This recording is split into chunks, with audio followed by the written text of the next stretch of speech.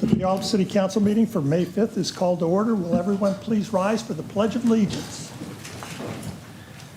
I pledge allegiance to the flag of the United States of America and to the republic for which it stands, one nation, under God, indivisible, with liberty and justice for all. Thank you. Will the clerk please call the roll? Deputy Mayor Johnson. Present. Councilmember King. Present. Councilmember Gilliam. Present. Councilmember Castema. Present. Councilmember Smolko. Present. Councilmember Adler. Present. Mayor Whitting. Present. And we'd like to recognize our young people in the audience. We do have one here. And we appreciate you being here, and someday we hope that you'll be able to sit up here and represent the city. Right on. Okay. Do I have a motion to approve the agenda? So moved. Second. All those in favor? Aye. Aye. Any opposed? Motion carries. Okay, we'll jump right into presentations and proclamations. We have two tonight. Our first one is for older Americans, and it reads as follows. Whereas since 1963, May is annually recognized as Older Americans Month, and according to the Administration for Community Living, this year's theme is Champion Your Health, which focuses on prevention, wellness, and personal responsibility as cornerstones of healthy aging. And whereas the city of Puyallup includes a growing number of older Americans who contribute their time, wisdom, and experience to our community, and whereas communities benefit from people of all ages, abilities, and backgrounds have the opportunity to participate in community and live independently, and whereas in 2016, the city of Puyallup became the first age-friendly city in Washington State designated by the AARP and the World Health Organization, and whereas an age-friendly city supports and enables older Americans to age in the Puyallup community and live with dignity, respect, security, good health, opportunities to participate in social and recreational activities, and whereas an age-friendly city can provide endless opportunities to enrich the lives of citizens young and old by emphasizing the value of inclusiveness, and whereas the city of Puyallup offers various programs, activities, and resources for our community's older Americans at our highly regarded activity center, are well represented on the city's Senior Advisory Board, and are effective on the Puyallup Area Aging and Communities Committee, and whereas the city of Puyallup recommits itself as an age-friendly city and pledges to continue advocating for our community's older Americans and their independence for years to come, now, therefore, be it resolved that the Puyallup City Council officially recognizes May 2026 as Older Americans Month. In witness hereof, I, Mayor Ned Whitting, have heretofore set my hand and caused the seal of the City of Puyallup to be affixed this 5th day of May 2026. And accepting the proclamations are members of our Senior Advisory Board.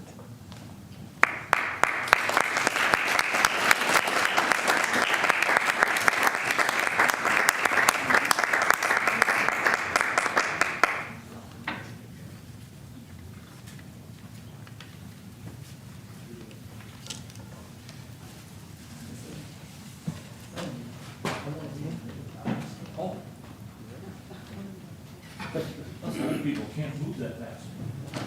I resemble that.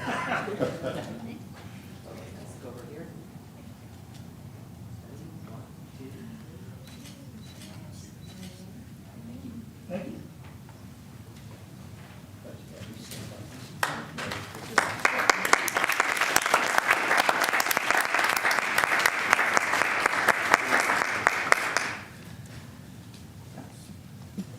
And I'd just like to recognize the members of our Senior Advisory Committee that are here with us tonight. They serve on the board and help oversee the programs at this Senior Activity Center.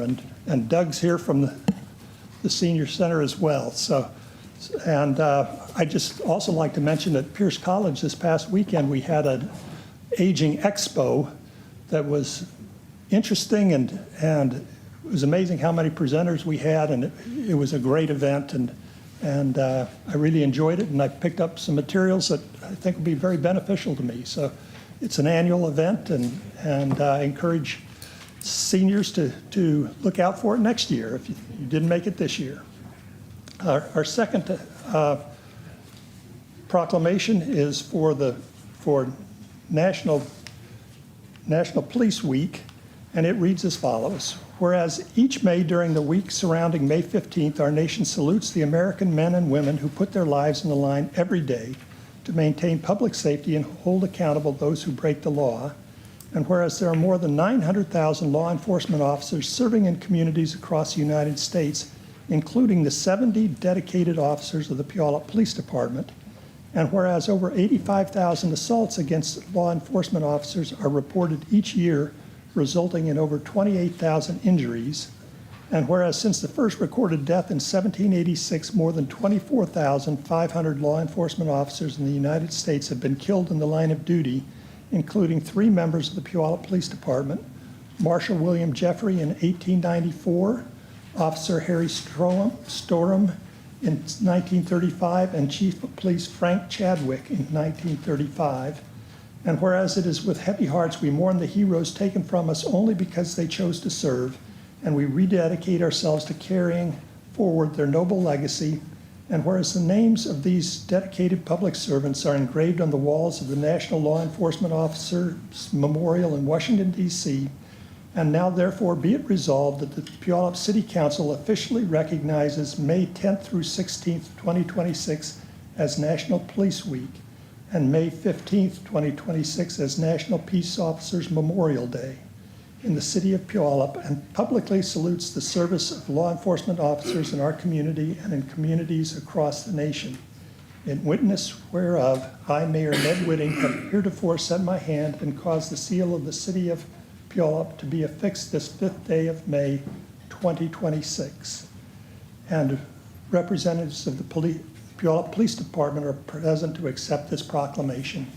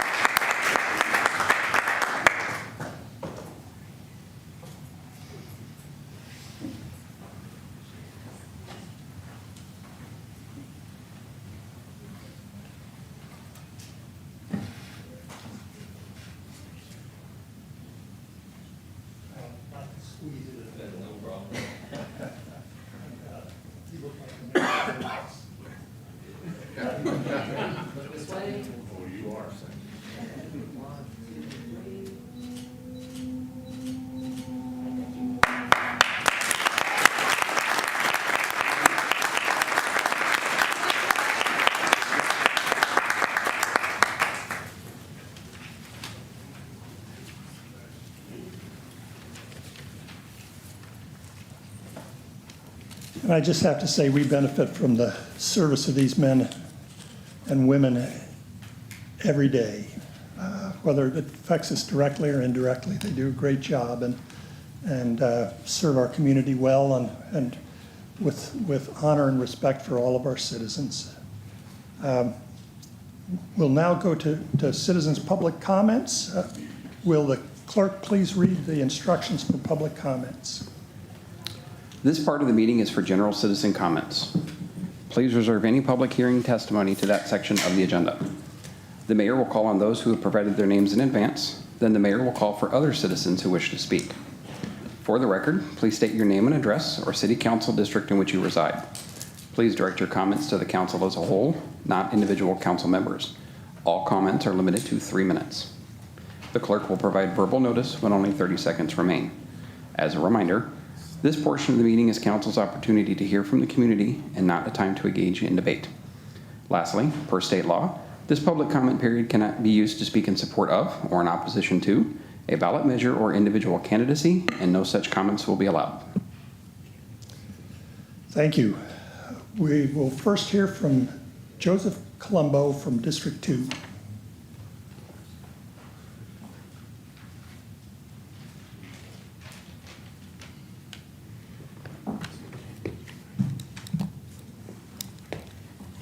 All right. Good evening, Council, Mayor. Thank you for this opportunity to address you this evening. I'm here because I understand that the vote for the 100-foot flagpole was moved from last meeting to this meeting. Therefore, I'm going to just read what I said at the last meeting on how I feel about that. So I understand that we're voting tonight on allocating $150,000 in taxpayer funds for the installation of a flagpole near Highway 167 that's close to King's Putt-Putt. I want to be clear that I have no objection to a project like this when it's funded privately and placed on private property, as what was done with the flag by Tacoma Screw. However, given the city's recent decision to increase our utility taxes to help fund the rental of the Benny Royal building for police operations, along with growing concerns about an approaching economic downturn and widespread layoffs, I believe this is not the appropriate time for this expenditure. I strongly support our military and veterans. I personally purchased a commemorative brick at the Veterans Memorial that's across the street as a reflection of that support.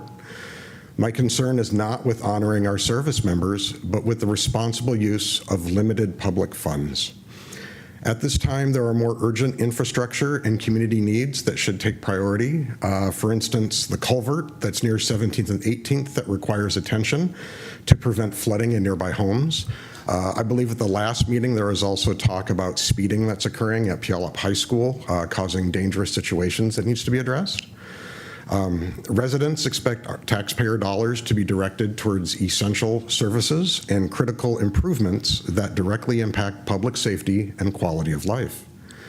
I respectfully ask the council to vote no on this proposal and instead reallocate these funds toward the projects that address the city's most pressing needs and help prepare for the financial challenges ahead. Thank you.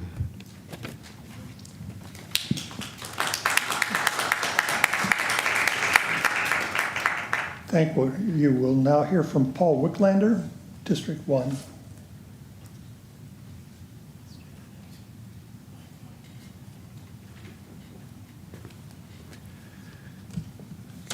Mr. Mayor, before I begin, I have 10 copies of a master index of superior evidence I'd like to formally submit for the record. May I hand them to the clerk for distribution to you, the council, and the city attorney? You may.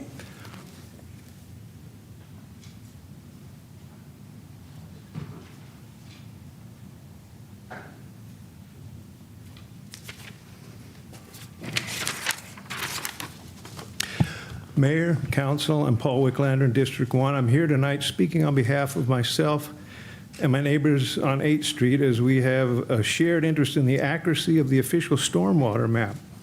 I'm submitting this master index of superior evidence on behalf of this collective. It provides the forensic and contractual proof that our corridor is a municipal stormwater facility and not a natural wetland. Specifically, Exhibit K documents the infrastructure reality of the 17th Avenue culvert and the Wildcat pipe that connects our parcels. Exhibit N proves the existence of reserved contractual rights that prohibit the natural wetland designated for these residential parcels. Exhibit K and F confirms the saturation on 8th Street is a man-made engineered outcome from the 9th Street hidden trunk line, not a natural occurrence. As a unified group of neighbors, we demand the immediate deferral of any mapping certification until these superior records are reconciled. I would also like to take the opportunity to thank the efforts of the city workers that have been relentless in the opening up of working to locate the culvert and piping around 17th Avenue. They are very professional and a dedicated crew. Thank you.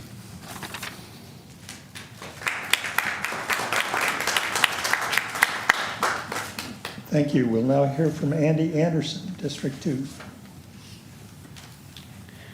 Good evening, Mr. Mayor, members of the council. I know you're dying to hear a report from the battlefield. The situation is unchanged from last month, and I will report further next month. I'm here tonight to talk about Memorial Day activities this year.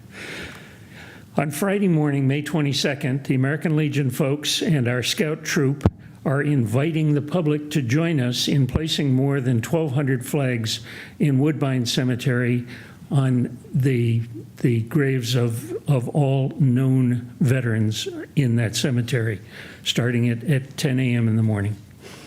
Additionally, markers will be placed on the graves of 27 service people who were returned to their families after they died on active duty.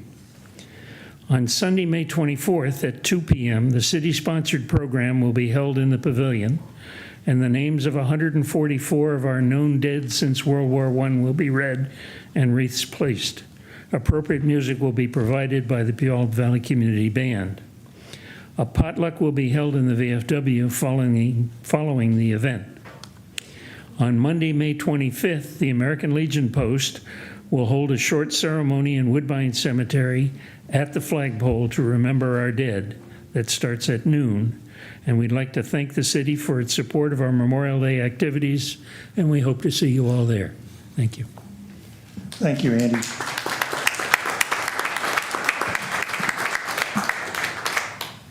Next, we'll hear from Paul Herrera from District 2. Thank you, Mayor, Council. Stand before you to talk about the flag. Just kind of heard about it, but I won't tell everybody how old I am, but I do remember the 200th anniversary in 1976, the bicentennial, and it's one of my first memories and how exciting that was as a young kid. Remembering that special quarter that had the drummer boy on the back. But speaking about this flag, and as a combat veteran, having been away from home from long stretches of time, I've developed an amplified appreciation for home. And home is Puyallup.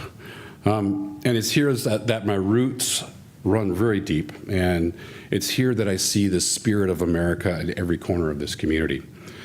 So I know I've heard that some people have said that the cost of erecting this flagpole, it is significant, but I can only imagine if we put our heads together.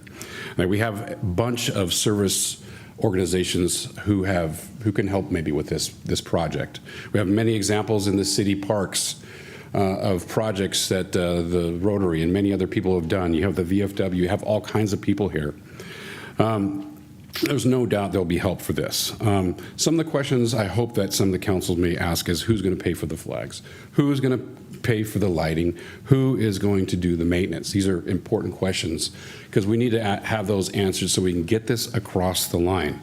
Because I am fully support of putting up this flagpole, because it's a visible statement of this town's appreciation and love for this country with all her faults and all her greatness.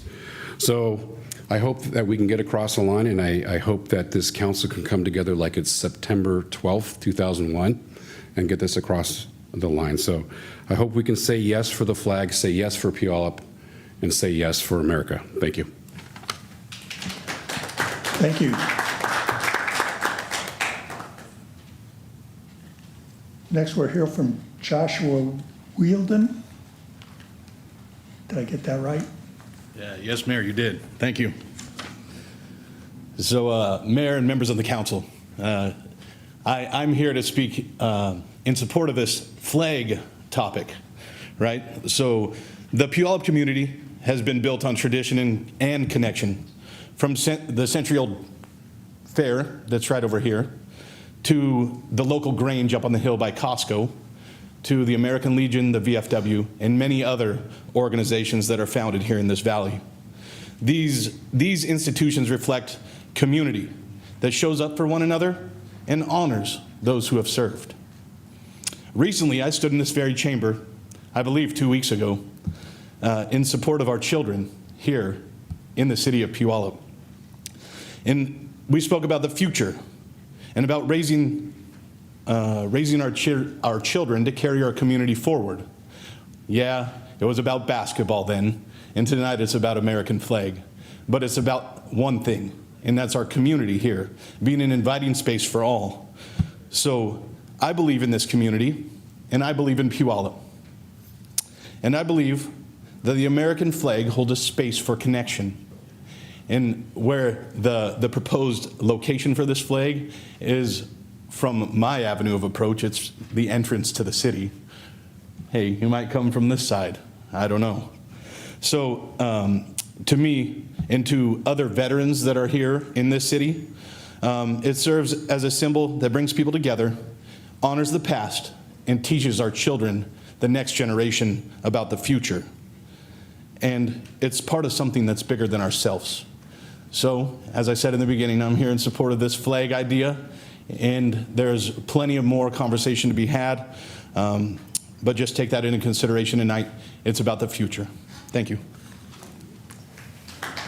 Thank you. We'll next hear from Tammy Barusco. Thank you, council members. Sorry, I'm not a public speaker and this is my first time, but I just wanted to say in this particular instance, spending this type of taxpayer money on a project like this is nothing more than performative patriotism. Slap an American flag on it and call it good. We have real problems in this city that this money could be addressing. A speed trap on Canyon Road, for example. People fly up and down that road every day, endangering everybody. Litter cleanup. I think everybody who drives on our suburban streets will agree there's trash everywhere. Or what I would prefer we do with this money, give it to the Puyallup Food Bank. A $100,000 donation to them would be the equivalent of 1 million meals.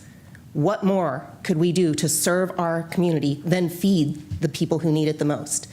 Furthermore, using this type of funds when people are already struggling to put gas in their car, to put food on their table, frankly just shows how out of touch the council would be. Thank you.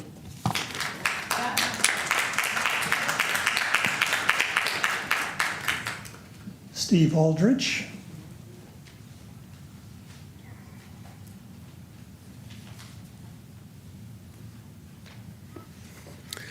Good evening, Mayor and Council. I've been waiting months to talk to you about this.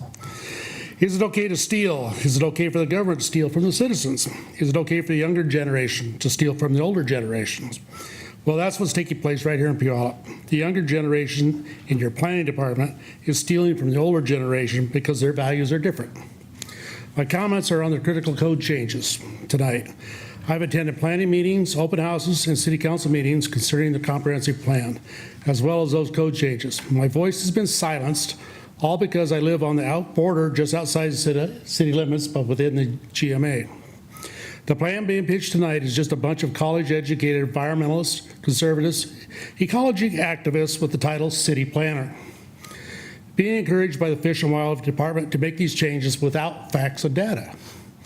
There is no RCW that says changes have to be made to the critical area part of the comp plan. It only states that one has to be included. What's wrong with the current plan you have? If this plan is passed in current form, it will make many land parcels unbuildable.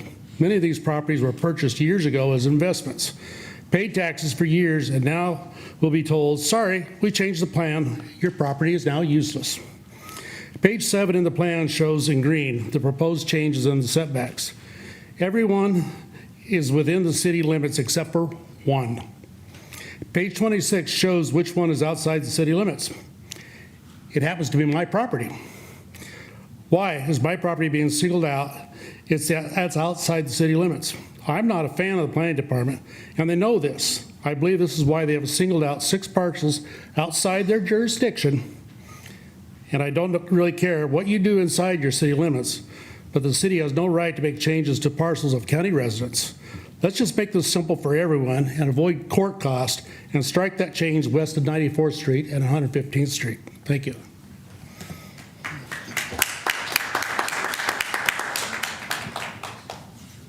We'll now hear from Nadine Weinrich.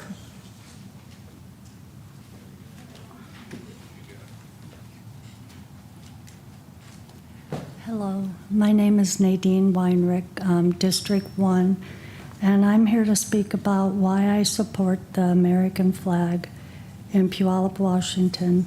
I support the installation of the American flag in Puyallup, Washington, as it stands as a profound symbol of our nation's enduring commitment to freedom, unity, and sacrifice. As we approach the celebration of 250 years of American independence, the flag serves as a powerful reminder of the principles upon which our country was founded and the generations who have worked to preserve them. We demonstrate our respect for these ideals when we recite the Pledge of Allegiance and reflect on the responsibilities of citizenship. The American flag represents not only the freedoms we enjoy today, but also the sacrifices made by members of our armed forces throughout our nation's history. It should be displayed prominently, illuminated during the night, and treated at all times with the dignity and respect it deserves. If our nation deemed it meaningful to put the American flag on the moon, it is equally appropriate to display it with pride here in Puyallup. Last time I was here, I believe it was Dennis King had mentioned maybe that to try again to apply for funding, and maybe if we hired locally, maybe more could support this. So that's all. Thank you. Bye. Thank you. Paul Whittingslow.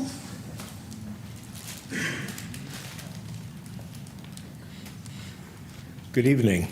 Don't have anything written down, but I do have some flags for everybody that are here, and I give that to, I guess, the city clerk.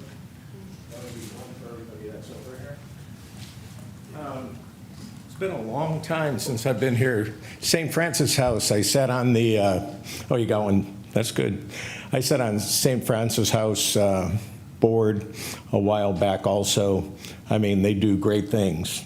They always had people helping and doing those things that are needed. Today, a lot of money is spent on things that maybe are not the greatest things, but, you know, man, when it comes to the flag, we need to come to an understanding of what's going on, because the flag is not offensive. The flag is America. Also, I just want you to know, I really got wrapped around. Somebody was taking a flag, threw it in a trash can as I was coming down one of the streets. Turned around, said, "Hey, what are you doing?" Didn't know that there was a retirement for flags, which you can go to Lowell's, you can go to McClendon's, you can drop it off at the VFW, you can drop it off at the American Legion, and probably many other people. If you take down my number, 253-228-0949, I will take care of that flag and dispose of it correctly. I will retire it. How do I do that? I've retired over, I'm getting close to 4,000 flags since November. My daughter is in charge of the crematorium for Western Washington, and we do a service for flags on any given day or once a month or whatever it might need. I would tell you that the American flag is something that Americans should be proud of every day.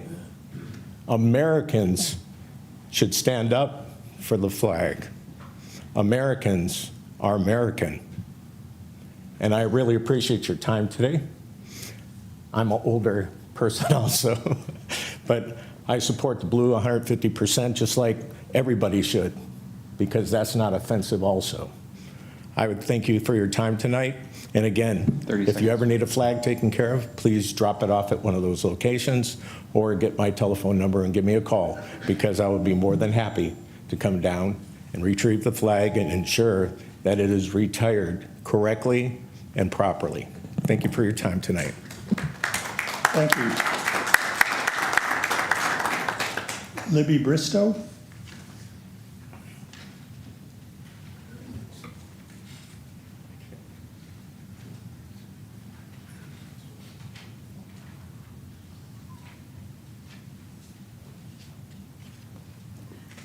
Good evening, Libby Bristow from District 2. I was curious about what goes into buying the flag and how long they last. We have a flagpole at home and a flag, and I do minor repairs on that, but you're talking a flag that's probably the size of some lots in the city. I think you're looking at a 30 by 50. I did call Tacoma Screw and ask them about their flags and how often they replace them. Their flag is 40 by 80 and it weighs 125 pounds. If you're looking at a 30 by 50 flag, you're looking at 82 pounds, which would take quite a few people to get it up to the top of the pole.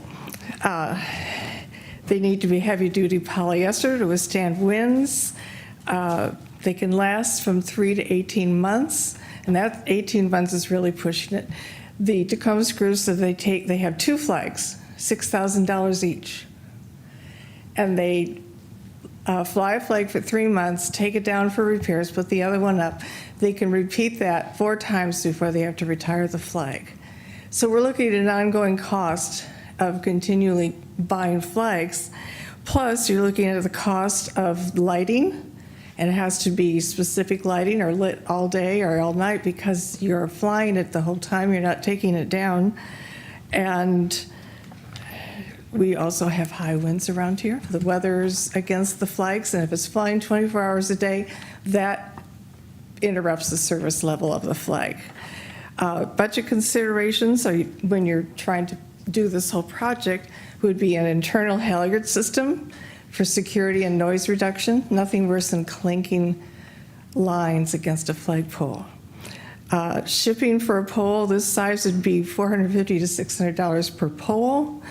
The lighting code compliance for this is about $400.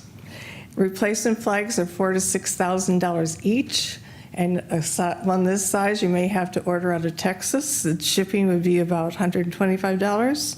So think about, yes, flags are great. We have a flagpole and a flag at our house. Very proudly fly it. But think of the consistent costs, a line item budget every year to buy a new flag. Thank you.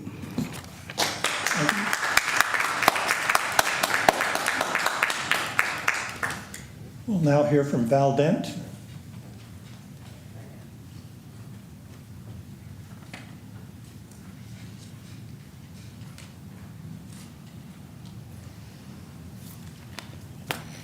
Val Dent, District 2, and tonight we're going to switch up a little bit. First, I want to say the flag. I'm not opposing the flag. I'm opposing how council presented it. Like a construction project, you have open comments, people discussing it, people bringing up their views, and what the plan was originally and what it could be modified to later. I don't think that happened. So City Council needs to step back, start at square one, bring it forward to where it is so it satisfies everybody and covers all the I's, crosses the T's, and it's a done business. The second thing I'm talking about is the little eye candy I gave you 2 weeks ago, the sewer systems. Now, I have a map of the street of 112th, and down the middle, the black line and the little circles that you see is the sewer line lifting or the road sinking. Those circles is where the base under the pavement has eroded away over the years due to the increased heavy traffic that is now going down there, the heavy rains, the mysterious sidewalk. 1996 was an election year.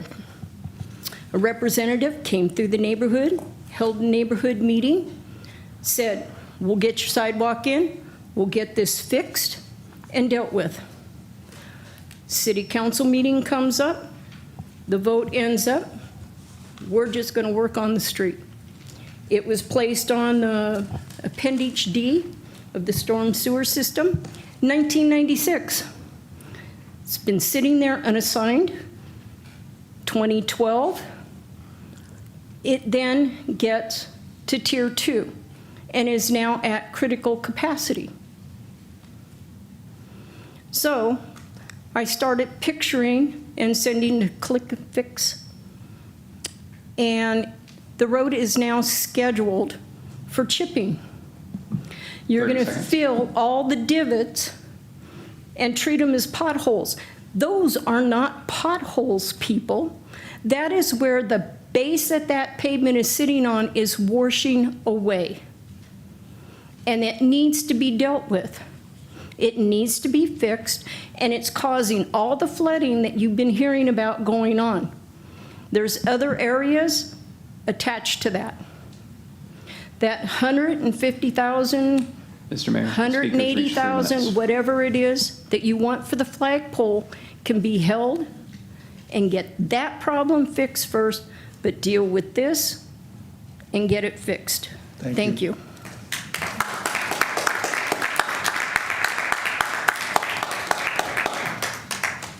Kathleen McLeod.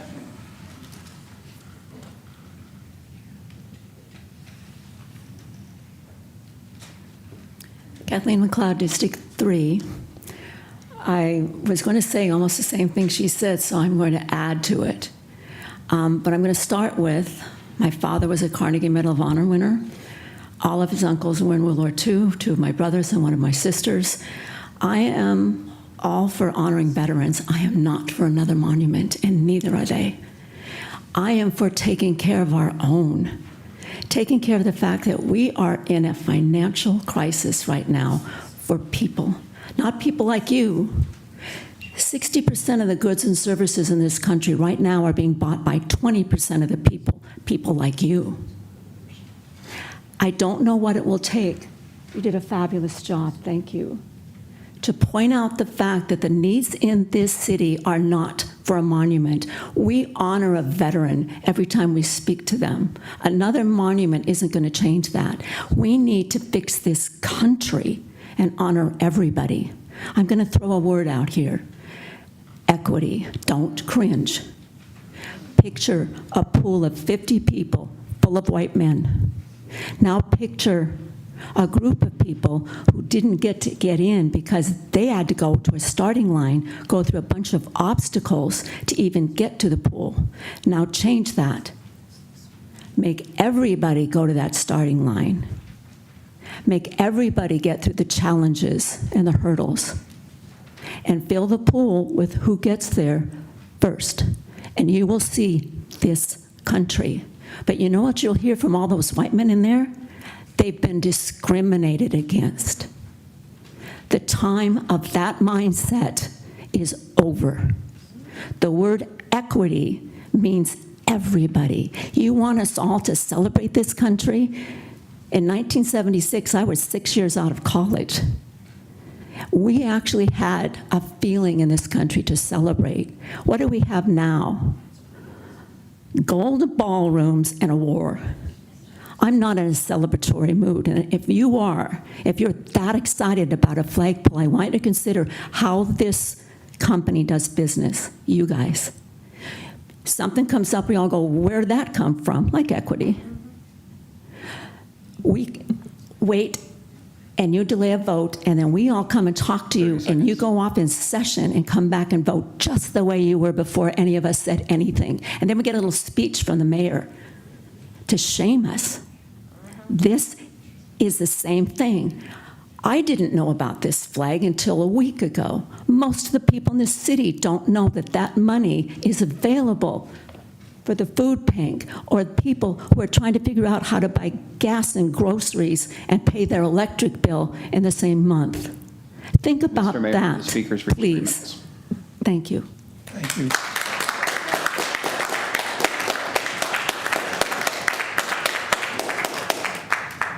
Matthew Karras. Okay, just give me 1 second.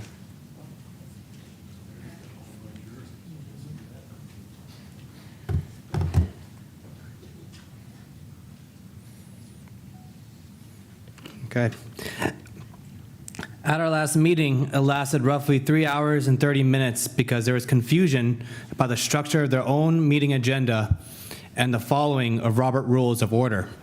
Unfortunately, by the time it got to the issue of the expenditure of the flagpole, it was already very late into the evening, so a vote was delayed. Members of the board, tonight you have an important decision. vote no on spending $149,000 and $710 for a flagpole on America 250 Day, because there is a better way to serve our veteran community. Last weekend, I had an opportunity to talk to over 45 neighbors in our city of Puyallup who are unaware of the spending of this flagpole. Some were houseless veterans, families of veterans, and single veteran mothers. Unfortunately, they do not have the capacity to come to these meetings or even to send an email because every day is packed with just trying to survive. An uncle and proud E4 corporal moved to Puyallup after they finished their service in 2016. After having endured severe trauma after deployment, they spent the next few years in various mental health facilities. Currently, they move between spaces, but has been a part of the city off and on throughout the years. I asked him about the flagpole, and he told me that he doesn't really care because he already lost everything, like many people that he knows.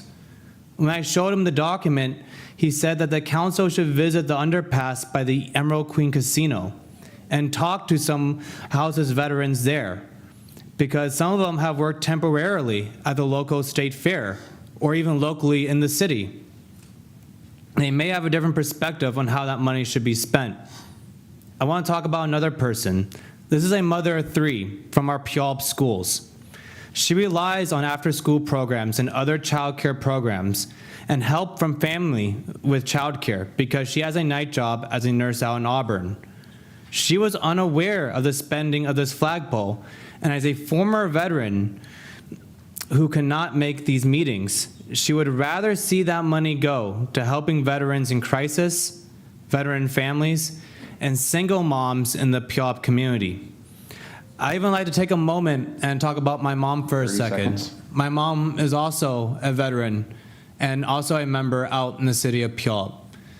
I did not ask her opinion about the structure of this flagpole, but she was unaware of the spending of this flagpole. I want to leave the council with one last comment. There are many ways to memorialize our veterans, but only 3 out of the 45 people I talked to knew about the installation of this flagpole. Mr. Mayor, the speakers reached 3 minutes. Thank you.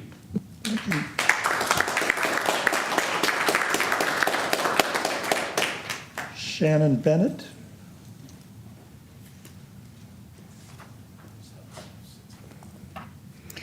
Good evening, Mayor and council members. My name is Shannon Bennett, and I am currently a Puyallup resident of District 2. Sorry. Thank you, Jeff. I am here tonight because of the proposed $165,000 flagpole and what this decision says about priorities and accountability in our city. And before I go further, I do want to be clear about something. I'm an Air Force brat, and Jeff and I proudly fly an American flag at our home. I strongly support our veterans and what our flag represents. Respect for our country is not the issue here. Priorities are. At our last meeting, I was proud to see residents, including 2 of our own high school students, show up and speak clearly about what matters: safer streets, better planning around 7th, and real investments in youth and veterans. That's the kind of civic engagement we say we want. And I'll acknowledge the pause on this item. That was the right step, but let's be honest. People in this room and across this community are watching closely to see whether this is genuine reconsideration or just another delay before the same outcome. Because right now, this proposal feels like a public necessity, less like a public necessity and more like public dollars being used to create a highly visible private benefit. And what's hard to ignore is this. We heard strong statements from this dais about student safety and community priorities, and then we watched this item move forward anyway. That's not alignment, that's a disconnect. At the start of your meetings, you often take time to acknowledge and celebrate our youth. You did tonight, and thank you. But if we're going to say we support them, then we need to show it in decisions, not just words. Because when young people show up, speak thoughtfully, and then don't see their concerns reflected in outcomes, it sends a message. And that message is this. This is performative. One of the students said he'd never thought about coming to a council meeting before. After what he saw, do we really think he'll be back? There were real alternatives offers, offered investing in safety, supporting veterans, or even bringing the community together as we approach our nation's 250th. And if this project is being justified, even in part, as a way to deter birds around nearby commercial properties, then let's be direct about who benefits most. Because at this point, this stops looking like a public investment and starts looking like a taxpayer subsidizing a private benefit. So why is the public being asked to fully fund 30 something where the seconds. most direct and measurable benefits appear to fall to surrounding private businesses? If this project moves forward, it should be a true public-private partnership with the businesses contributing in a meaningful way. Anything less asks the public to subsidize a private benefit. And it's worth noting, recent council races were decided by razor-thin margins. That's not just a statistic, it's a signal. This community is paying attention, and the expectation for accountability is higher than it's ever been. So here's the ask. If you're going to pause, then pause with purpose. If you're going to listen, then let it change the outcome. Speakers reach 3 minutes. And if you're going to lead, then lead in a way that matches what you say in this dais, because the community is paying attention, and we're not just watching what you say, we're watching what you do. I say no on the flag. Not the flag, but the public flag.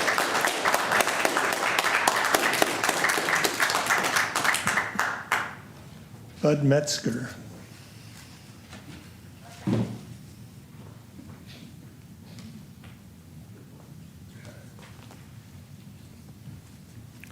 Bud Metzger, District 3. So many issues. So, yeah, let's hear it for the kids, right? You know, because teaching them what flags mean is going to be individual in a lot of ways. But with what kids are seeing now, it's probably best to do it in a way that they can relate to and not have it be in controversy. I just bought a new flag 2 weeks ago. I won't tell you it was a good deal, but you know. With respect to the school district and their plans for the roads over there, I was dissatisfied and kind of uncomfortable with some of the comments were made. And such as, there was one woman here, I won't identify who said she felt like, you know, she was the only one worrying about kids' safety. That doesn't seem like it should float around here. She also said that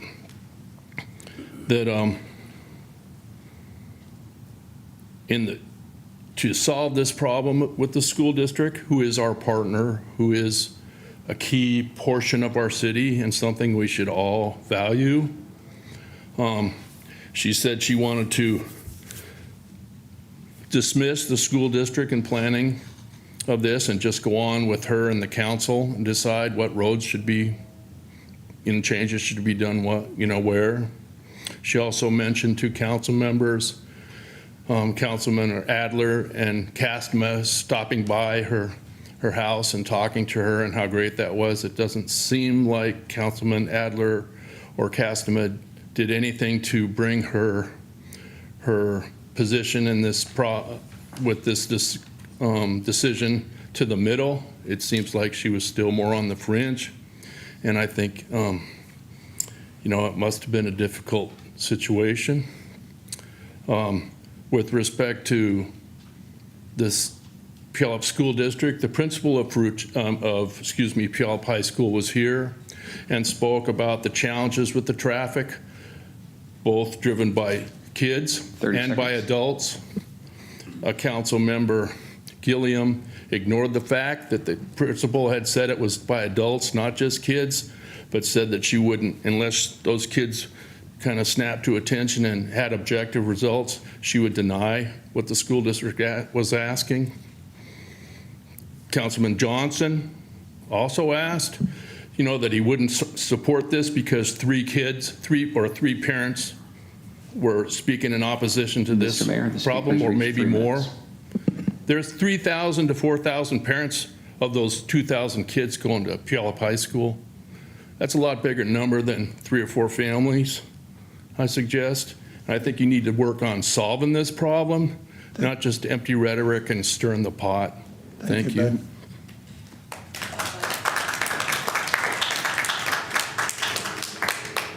Andrew Lynn Izquierdo. I hope I'm getting closer.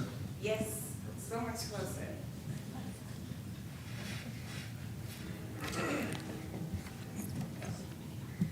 So good evening, council members. My name is Angelina Izquierdo from Pierce County District 2. My topic today is on adding Puyallup Police Department to southsound911.org online reporting system. So for the past 4 years, I have been trying to help our community have more access while having a dangerous encounter or experience in terms of reporting incidences that do not get reported as much via online reporting. Since our state of Washington and County of Pierce have put forth efforts in achieving this through the South Sound 911 website, there has been more encouragement for victims and survivors to speak up and also bypass discriminatory practices like oppression and racism, while ensuring in a way thorough reporting with or without assistance. Just giving the community the capability of a chance to mention what crime has been committed against them is a good step towards our local public safety goals. So why not? Streamline and merge PPD operations by including their precinct into the Southside 911 dispatch system for their units and as well as our people. There used to be a way to reach the precinct online, but was removed in the spring of the year 2023 while I was checking through their website and having to use it often.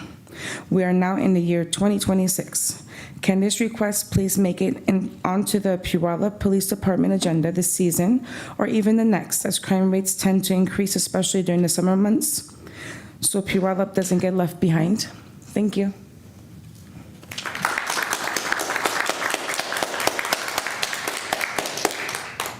Eric, Showasey, I believe.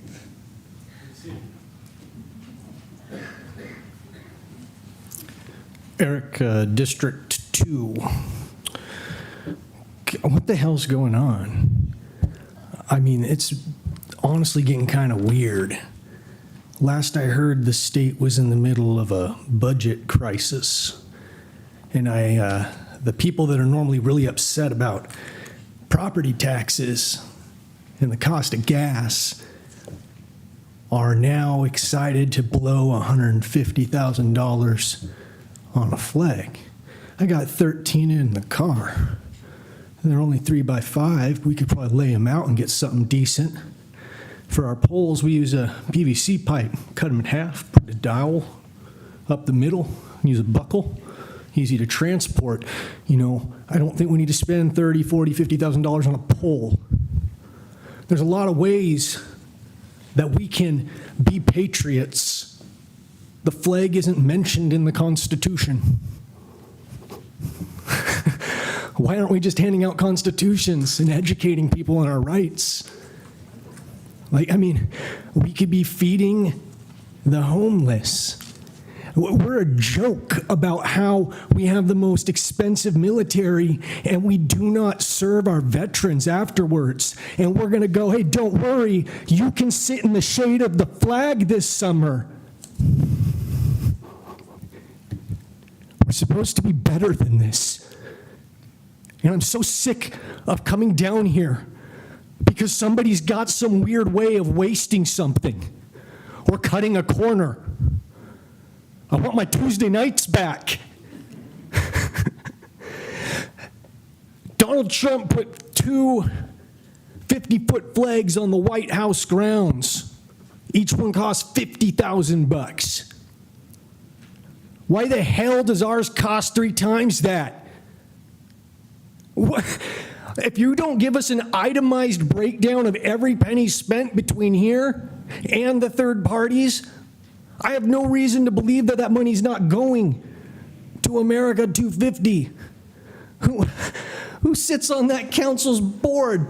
Pete Hegseth, Kellyanne Conway. Why? I don't know, but she's there. Marco Rubio's there twice for some reason. He's listed twice. Seconds.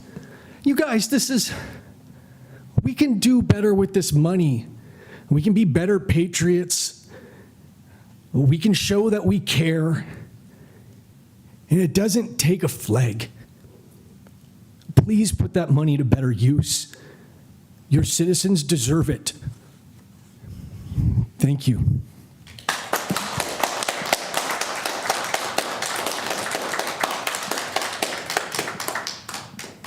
That concludes the people that have signed up in advance. That we now offer an opportunity for those that would like to speak at this time to come forward.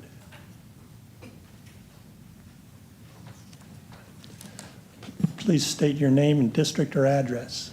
Yeah, my name is Don Cottom. I live in District 1. Couple of items. Last week, we talked about the possible vacation of 7th Street Northwest, and I wanted to speak then, but I had my 8-year-old grandson with me, and he was getting kind of antsy, so I didn't have the opportunity. But we heard a lot of information about the many, many students that cross there, going to the portables or going to the parking lot. But I would just add, my grandson plays baseball, and every Saturday there is one game after another, and they also play on Tuesday nights. And if you don't think high school kids watch where they're going, you ought to watch 9 and 10-year-old boys. They don't watch at all. So I am for the vacation of 7th Street Northwest, and I support Deputy Mayor Johnson's proposal to do it up until 3rd Avenue. Second item, I am a veteran. I served 4 years in the U.S. Air Force. I support veterans, and I know a lot of people give lip service to that, but I think we should come up with ways that we can actually serve them. I don't want to toot my horn, but one thing that I did when my neighbor was away, I mowed their lawn for him while he was gone. That's a simple thing, but it's something that can help. My neighbor was a Korean War veteran. Yes, I heard all his stories 3-4 times, but you know, I'd go over and talk to him and hear him again. So I think we need to come up with constructive ideas to really support our veterans.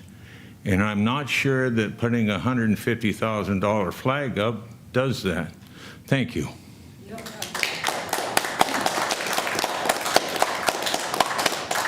Thank you. My name is Glenn Markovitz. I live in District 3. I just became aware of this $150 flag issue, and don't get me wrong, I have the utmost respect for our veterans, the American flag. What I'm seeing is a lot of these flagpoles are becoming more than the United States of America flag. Later on down the road, a year or two, suddenly we have different special interest groups that are fighting for real estate on that flag. So even though this is a good idea, good intentions for the city council, I think down the road we might be opening up a Pandora's box. It's $150,000. I'm still dodging the same dips and potholes on Shaw Road for the last 18 years, and I'm still doing it today. I have an F-450 dually, and I have to cross the yellow line so I don't jar my teeth out by hitting those dips where Crystal Ridge and Janelle States come together.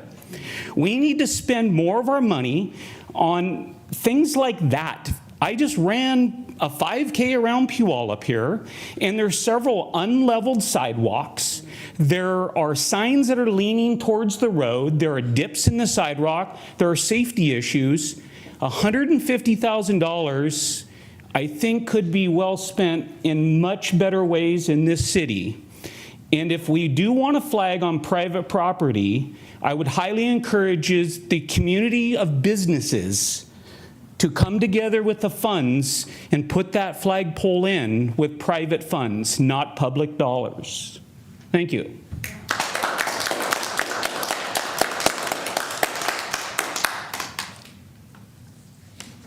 Are there any further, anybody else want to speak?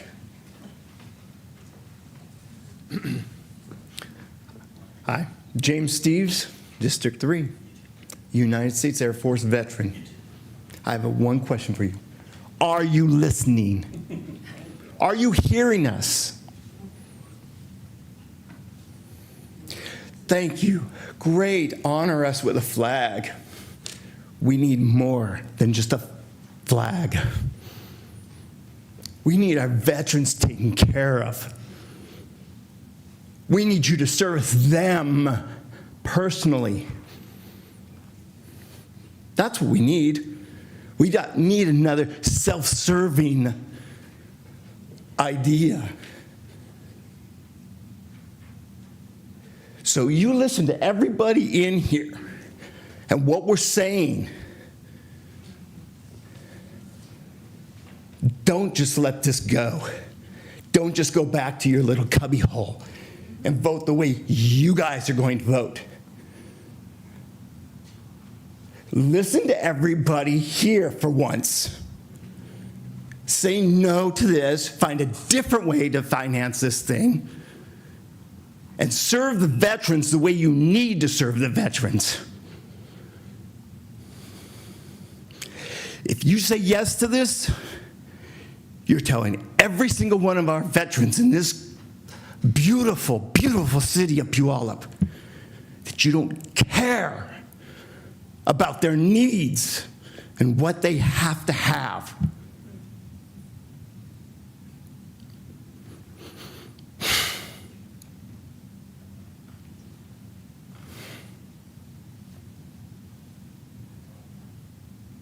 Thank you.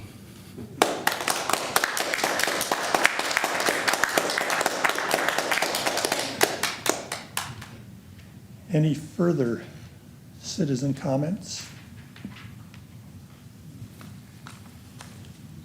Good evening. My name's Christopher McGrew. I'm from District 3. I've heard a lot of comments tonight. I got invited here by Josh. I'm also a veteran. I think we need to separate some of the verbiage that comes around with the flag. It's not just for veterans. It represents all of us in this room. And there's a lot of people who say that we need to fix potholes, which I agree with. There's a lot of other projects that need to be fixed, and I think that's true too. These can be two very separate lines of accounting. They don't have to overlap each other. I feel like as a symbol, it's not just for veterans, it's for everyone here. It's for unity, it's for patriotism. And if there's potholes that need to be filled, and we also want to erect a flag, I feel like we can do both. Thank you.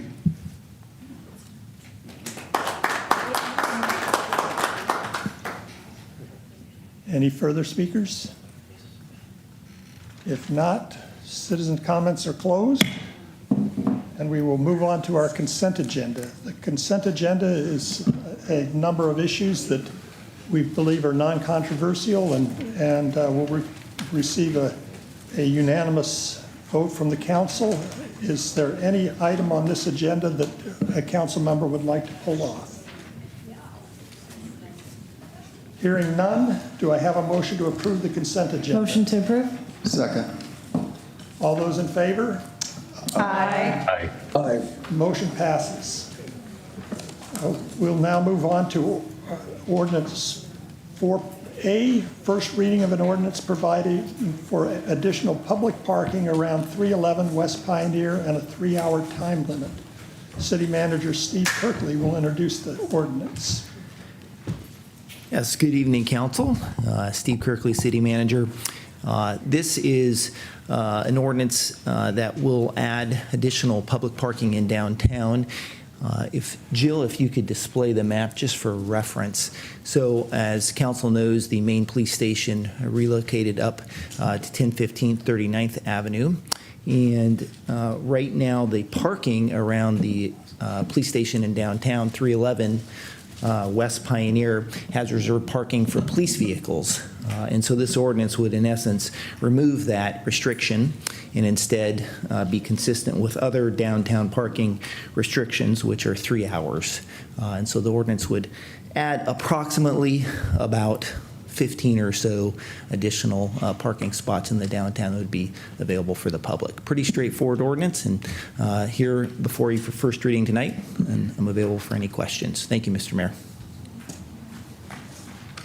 Deputy Mayor Johnson. Thank you, Mr. Mayor. I move approval for this ordinance as stated by our city manager. Do I hear a second? Second. Is there any discussion? If there's no discussion, all those in favor? Hang on, Councilmember Smallcoat. Thank you. That was at the final bell. Sorry about that. Just a quick question. for before second reading. I'm wondering whether there are provisions for folks who may need longer stays for medical or social service access in the area.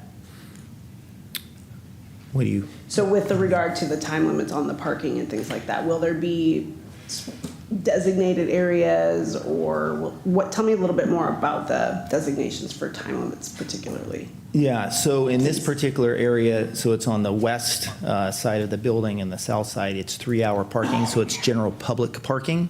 So there is no specific provision. Obviously, there are some areas in downtown that have ADA stalls that would be available. And so this is not that in particular, though I believe if somebody does have a disabled permit, they are exempt from some time restrictions. But let me confirm that before second reading. Yep. If there's no further comments, all those in favor, please say aye. Aye. Aye. Any opposed? Motion passes, ordinance passes, first reading.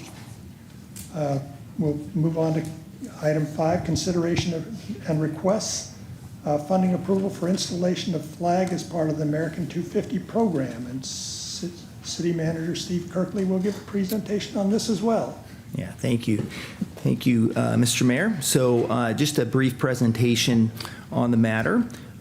Just as background, at your council retreat in February of this year, there was a discussion on this proposal, and there was a consensus amongst the majority of council for staff to go back and explore the opportunity for a flag to be, a 100-foot flag pole to be placed on North Meridian.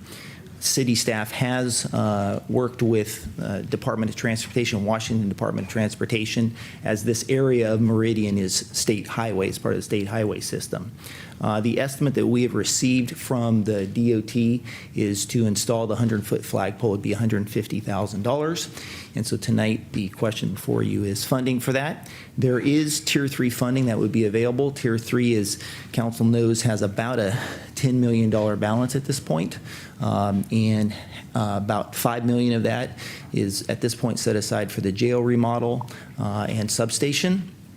The other approximately about $5 million is available for projects such as this, one-time capital type of projects.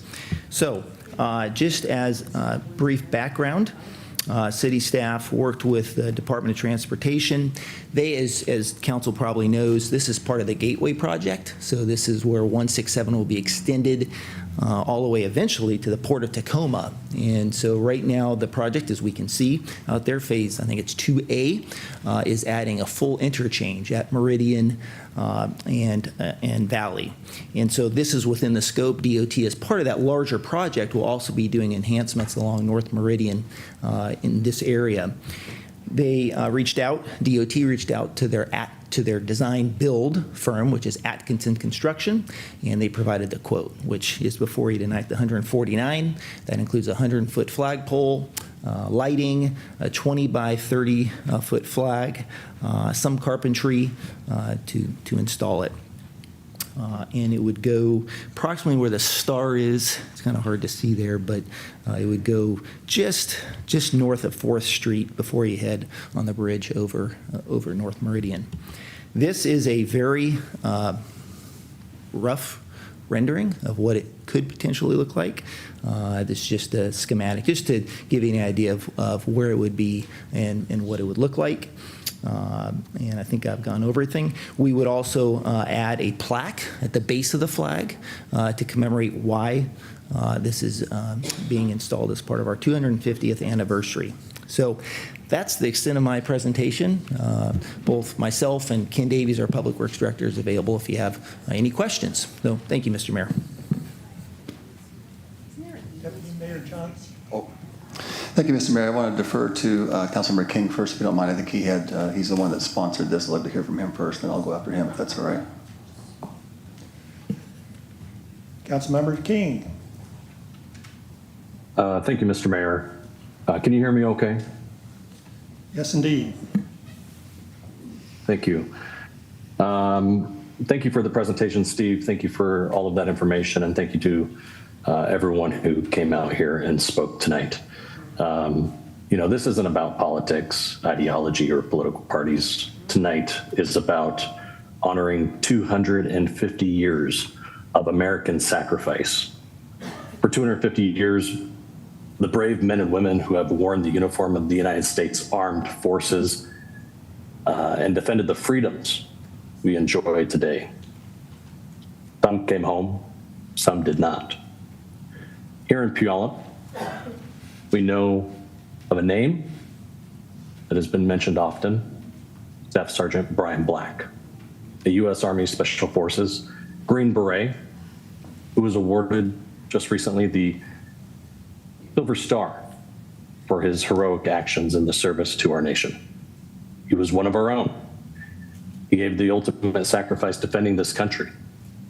And respectfully, he is not likely, and we know, is not the only individual from our community over the last 2.5 centuries whose story deserves to be remembered. That is what this project is about, nothing else. The America 250 Memorial Flag Project is about remembrance, gratitude, patriotism. The proposed flagpole is intended to stand as a lasting tribute to those who have served this country with honor. This is not a political statement. It is a statement that Puyallup remembers. I've heard some attempt tonight to frame opposition around affordability.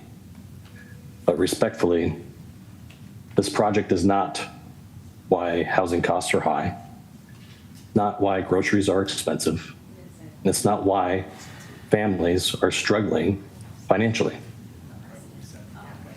To compare a memorable opportunity like this, like the memorial honoring 250 years of American service and sacrifice, to broader economic issues, misses the heart of what we are discussing tonight. This community has always stepped up to support meaningful projects, just like the memorial bricks across the street. So with that, I am proposing an addendum to this project that we establish a Memorial 250 Community Fund in conjunction with what was presented tonight that would allow residents, veterans, families, and local businesses to contribute directly towards this project through the end of 2026. And I want this council and the public to know that there are donors out there that are willing and able to make significant contributions to help offset this cost to this memorial. That doesn't mean that we delay this project any further.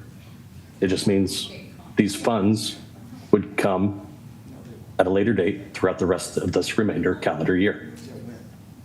This would be a community-supported memorial for our city. And importantly, this memorial flagpole would be dedicated solely to flying the flag of the United States of America, and only that flag. Long after all of us are gone, that flag can continue to fly over this city as a reminder of the men and women who defended it. Children will see it. Veterans will salute it. Families in the city of Puyallup will gather beneath it. And future generations will know that Puyallup chose to honor those who served this nation over the last 250 years. I respectfully ask Council tonight for your support for the 250th Memorial Project and this flagpole. Thank you, Mr. Mayor.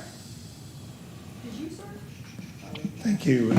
Deputy Mayor Johnson. Thank you, Mr. Mayor. Tonight I'm appealing to you, Mr. Mayor. I'm also appealing to Councilmember King, Councilmember Castema, Councilmember Adler, Councilmember Gilliam, and Councilmember Smolka.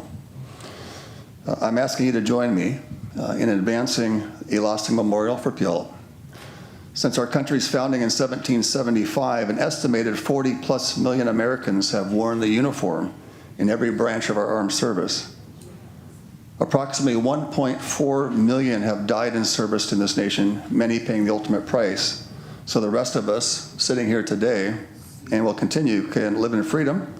Service to this nation, many paying the ultimate price.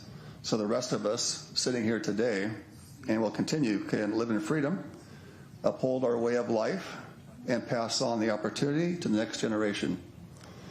Given the magnitude of that service over the past 250 years, it's a small but worthy investment for Puyallup to erect a 100-foot flagpole flying a 60-foot wide American flag dedicated to those who served and the families who bore that sacrifice at their home. This is not just a flagpole, it is a public, permanent act of gratitude, built in steel and carried forward in memory. The 250th anniversary of the United States gives us a uniquely fitting moment to dedicate this memorial. I propose we hold the ribbon cutting and the first raising of the flag on July 4th, 2026, so that on our nation's anniversary, Puyallup makes it crystal clear and lasting commitment with gratitude, remembrance, and respect for those who have served and those who never came home. This flag will be seen every day by families, workers, and visitors driving through our city, and this flagpole will stand at the tallest monument in our downtown core, rising even higher than City Hall itself. And this is intentional. It reflects the highest regard with those we hold in deep respect, and especially for those who paid the ultimate price. And the beauty about this is there are a few who disagree, even some we're hearing the murmuring, but that's the freedom that you have to have that expression to disagree. You have that right, but we also have rights both ways. This will be a constant and visible reminder that the liberty we enjoy, the ability to raise our families, to build our livelihoods, and to grow our business in peace was secured through courage and sacrifice. And it will speak beyond our own time to the next generation and the next, reminding future generations and Americans that service and sacrifice are not chapters we close, but values we carry forward. I'm asking you, Council, for your support to fund and deliver this memorial and to stand with me in dedicating it together on July 4th, 2026. Listen carefully. This project is a small price to pay for the rich life we're fortunate to live here in Puyallup, the safety we depend upon and the opportunities we pursue, and the freedom to raise our families and to express our differences, of which you're doing a few doing well, and we allow that. The estimated cost of $160,000 to construct this memorial is a remarkably small investment in proportion to the service it honors, representing only 1/10 of 1% of our $153 million annual budget. 1/10 of 1%. And approving it would not increase taxes because it would be funded through a one-time expenditure from our Tier 3 funds that are set aside for unique needs and opportunities like this. Furthermore, the estimated cost of $160,000 measured against sacrifice is roughly 11 cents for each individual that passed in our 250-year history. 11 cents. And to measure it against duty, those who have served in our country, this $160,000 is less than a half a penny for all those who have served in our military. In light of that, this is not a costly gesture. It's a modest and enduring commitment to honor those who have served in the past, those who are serving today, and those who will answer the call in the years ahead. If we cannot, as a community, as a council, unite around a public act of remembrance with such insignificant costs in the scope of things, for those who served and for those who died in service, then we risk sending a message that their sacrifice is easier to benefit from than to honor. I, for one, would not want to be the person or the small group who argues that this recognition should be deferred or that these funds are better served for something else. We only get one 250th anniversary, and this is our moment in the city of Puyallup to stand unequivocally behind those who served and those who never came home. I fully support this memorial and stand behind it wholeheartedly, with no apologies, no hesitation, and unmoved in my decision. Therefore, I make a motion that we approve and fund this memorial project as given the amendment that Councilmember King has mentioned, and that we vote tonight to dedicate it in honor of all those who have served, those currently serving, and those who will serve in the future, with the first raising of the flag to commence on July 4th, 2026. Mr. Mayor, that's a motion. Do I have a second? Second. Councilmember Smolko. Thank you, Mr. Mayor. Ahead of tonight's vote, I want to be direct about my position on the proposed flagpole expenditure. I cannot support it, and I urge each of you to reconsider the expense. At a time when our constituents are watching every dollar we spend, committing any chunk of taxpayer dollars to a single decorative structure is frankly indefensible. As our neighbor Libby pointed out, that figure does not include the ongoing costs of flag replacement, lighting, maintenance, and repairs, expenses that will compound year after year with no return on investment for our residents. Beyond the financial concern, I want to name something we should all be willing to examine honestly. I agree with our neighbor Tammy Briscoe that this proposal risks being little more than performative patriotism. Love of country is not measured in the height of a flagpole or the size of a flag. It is measured in the quality of our roads, the safety of our neighborhoods, the services we deliver to vulnerable residents, and things that, man, this money could meaningfully support. Councilmember King described the flag as a lasting tribute, but I'd like to offer alternatives that would more authentically and arguably meaningfully echo for generations. We could, with this money, provide something like 165 vocational scholarships at $1,000 each for low-income high schoolers. That's a transformational number. We could also provide 55 home weatherization projects for low-income households to an average of $3,000 a unit, permanently lowering energy bills. We could have a world-class mural or sculpture by a regional artist with full community co-design for a fraction of this. We could have several of them. We could have 33 neighborhood festival micro grants of $5,000 each, one per neighborhood every year for multiple years. $165,000, $150,000, $5, whatever it is. We could have 400 trees in our hottest neighborhoods, for Pete's sake, or years of youth programming at our library, or art docents in any of our schools.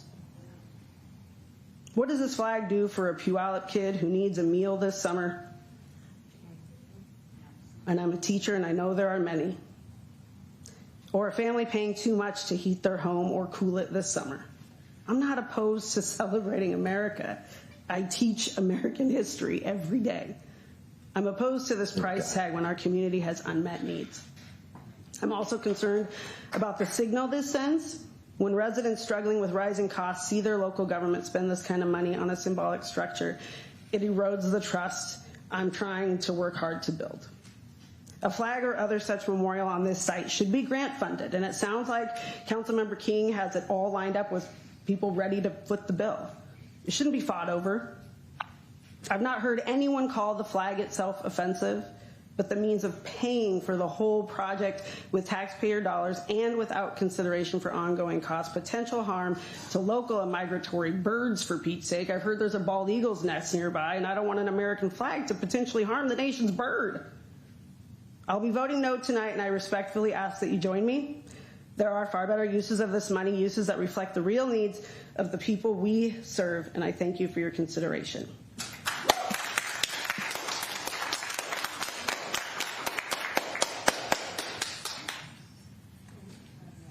Councilmember Adler. Thank you. Steve, I have a few questions I just want to be crystal clear on. So the property in which this would be installed is city property. It's state right of way. Who would own the flagpole? Well, in theory, we would own it on state property. And We'd who be would paying for it? Thank you. Who would then maintain the pole, the flag, and therefore who would be responsible for ensuring that the flag is properly presented every day? Since that would be our flagpole and it would be a city flag, we would want to take responsibility for that. And do we have that agreement in place now with WashDOT? There's not a formal agreement in place, but we certainly, once authorized with the funding, would be able to do that. And do I have it correct that this is likely a flagpole that is not easily accessible to the public because it is surrounded by moving traffic? Yes, it would be in the median between north and south lanes of North Meridian. Thank you. No further questions for you. Thank you again. So, I feel very sad, frankly, because while some have stated that this is not political, actually what it has become is inherently political, and that makes me very sad. This decision has inherently become political, and that makes me very sad. Because it shouldn't be. And many here tonight, actually, I'll say there's, I think, not one comment tonight that I disagreed with. I have to be honest. I think that Councilmember Herrera's comments, I appreciated them very much. I agree with him. I think that there's a lot of opportunity out there for public-private partnership to Councilmember King's proposal.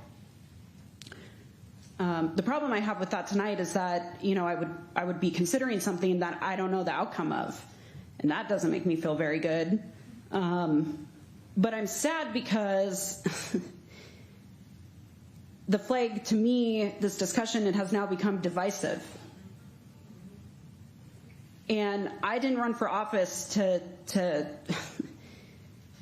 bring more divisiveness to our community. Both of my grandfathers, maternal and paternal, served in our military. The flag is, it means something to everyone regardless of where you land. And so this notion of perhaps if you don't support this, you're not American, I have a really big challenge with. I have had the incredible opportunity and honor in my life to work with one of our members of Congress to have flags flown above the United States Capitol in honor of veterans who have passed and active duty members who never came home.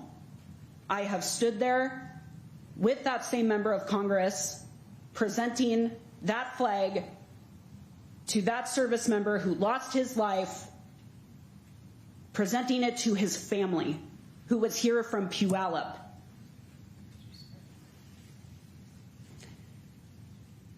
I'm truly speechless. I support having a flag however many feet tall. I support supporting our veterans. I always have. That is a non-negotiable for me, as I assume it is for everyone else. But this notion of, if you don't support this proposal, you're not American, where's your patriotism, is something that is very concerning to me.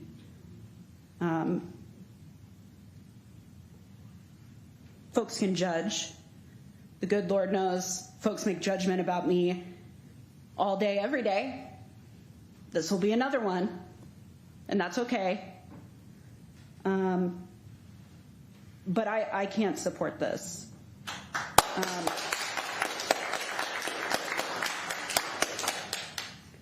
But I want to be really clear.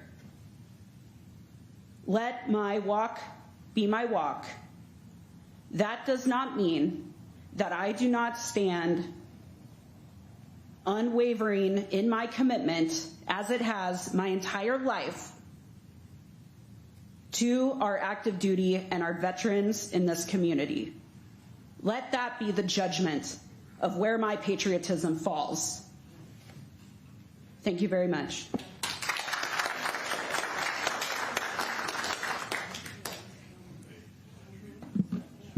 I'll weigh in at this point. I agree that we can all be patriots, whether or not we support spending public funds on this project or not. I personally worked on the Veterans Memorial across the street. In installing it, I held the shovel that helped dig the holes for the flagpoles across the street that sit next door to our Veterans Memorial. I led the scouts that were instrumental in bringing that memorial to pass. I honor and am proud of that service that I provided. It's nowhere near the service that our veterans have provided. But I'm also sensitive to the city budget, and we needed a new public safety building last year, and we ended up raising some taxes and some fees that made a dent on our citizen budgets. And I don't like raising taxes. I resist raising taxes, but I felt that the public safety building was something that we desperately needed to house our police force in a workable situation. So I raised those taxes. And the Tier 3 money we're talking about tonight is the product of those taxes. The money from our general fund flows into our Tier 3 funding, and we're proposing to now spend that money on this flagpole. And you know, that tax money is sacred money. You know, people have you know, I take the responsibility for spending that money I take full responsibility for that, and as a finance officer, I know how hard it is to come by that money. I treasure our Tier 3 money because it's there to deal with unexpected stuff and major projects like the jail that we need to refurbish. That's a $5 million chunk. That's not to say that we won't have another $5 million chunk in a year or two. So I am frugal. I term myself a fiscal curmudgeon. So I really don't like the idea of spending our sacred tax money on a project like this. So I really applaud Councilmember King's proposal that we spend private money on this, and I think that's the right place to be. The Tacoma Screw flagpole in Tacoma was privately funded. You know, I've been to Texas. There's flags all over Texas. You can't drive down a highway without seeing a dozen flags as big as the one in Nally Valley. They're huge, but they're on car dealership lots. and business lots, and they're funded by private sector. And I think that we as a community can privately fund this flagpole. And I would invite all of us here tonight that consider ourselves patriots to step up and contribute to this. And let me be the first one. I'll chip in a couple $100 in this effort. And I invite everybody to do the same. And I am going to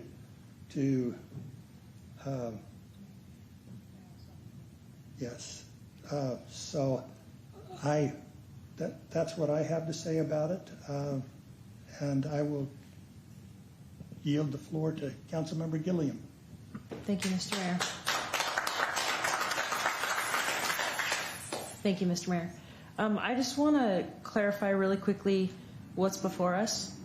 It's my understanding that the motion is to have the city pay for this and open up a opportunity for the private sector to invest and have their name on a plaque. Is that correct? Yes. Okay. So with that in mind, I am for this project. I just heard the mayor say he'd be willing to contribute. I just saw a community member, several community members in here say. And then we get maybe a few donations after. I'm pretty confident that the community would rally behind this. So 200 from the mayor against what?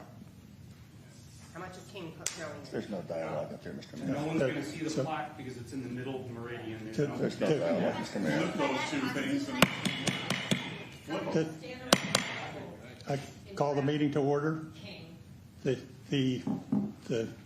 public comments section of this program has concluded.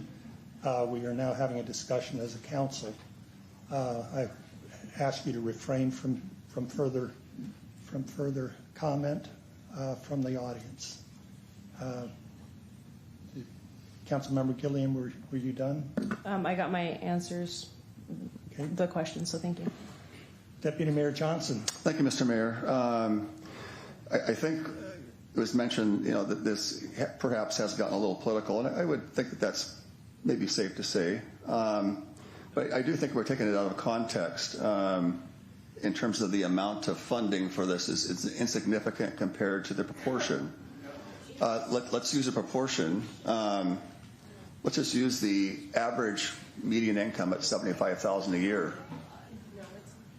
Well, whatever you want it to be, but the point, the proportion is the same, is that if you made $75,000 a year and you were going to, in a sense, erect some memorial for $75, it's doable.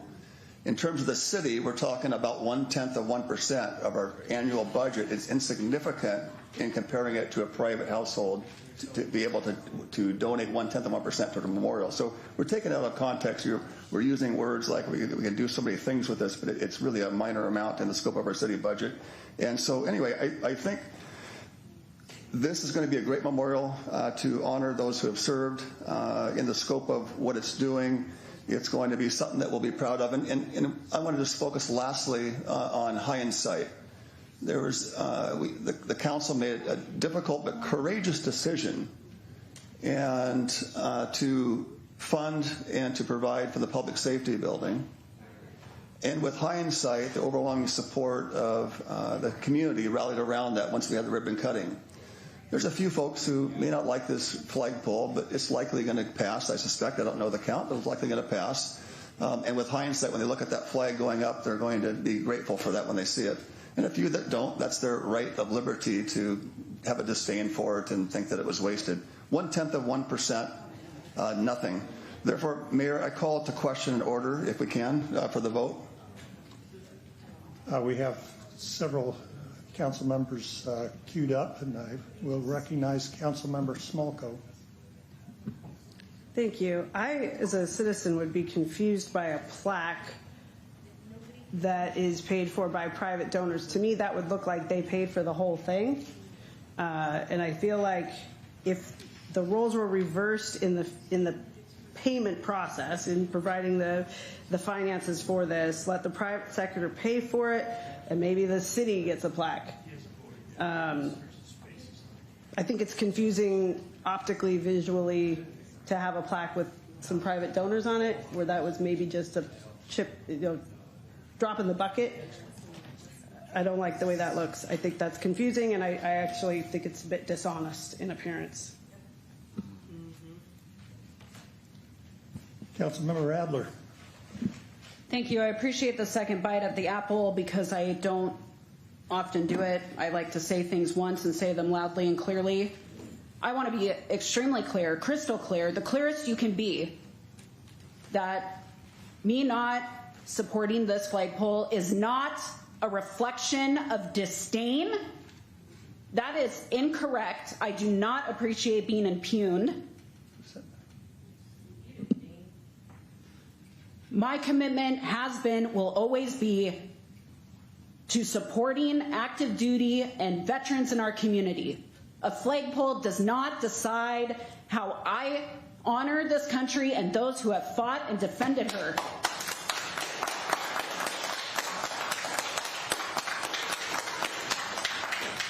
And I will say, and I will ask, that every single person hearing this to hold me accountable.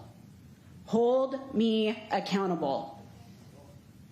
If my talk does not follow my walk, and if my walk does not follow the talk here tonight related to supporting our active duty and our veterans and all of those that support these men and women every single day, hold me accountable. Thank you.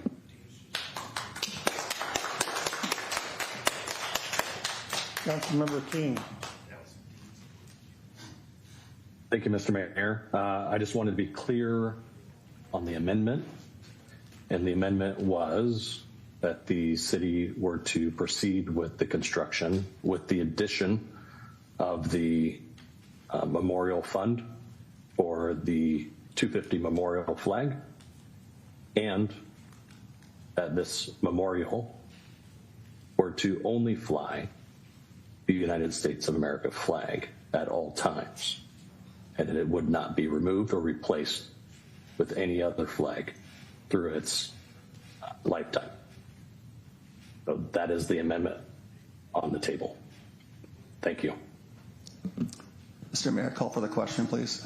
I still got a comment. The couple of items here. One, the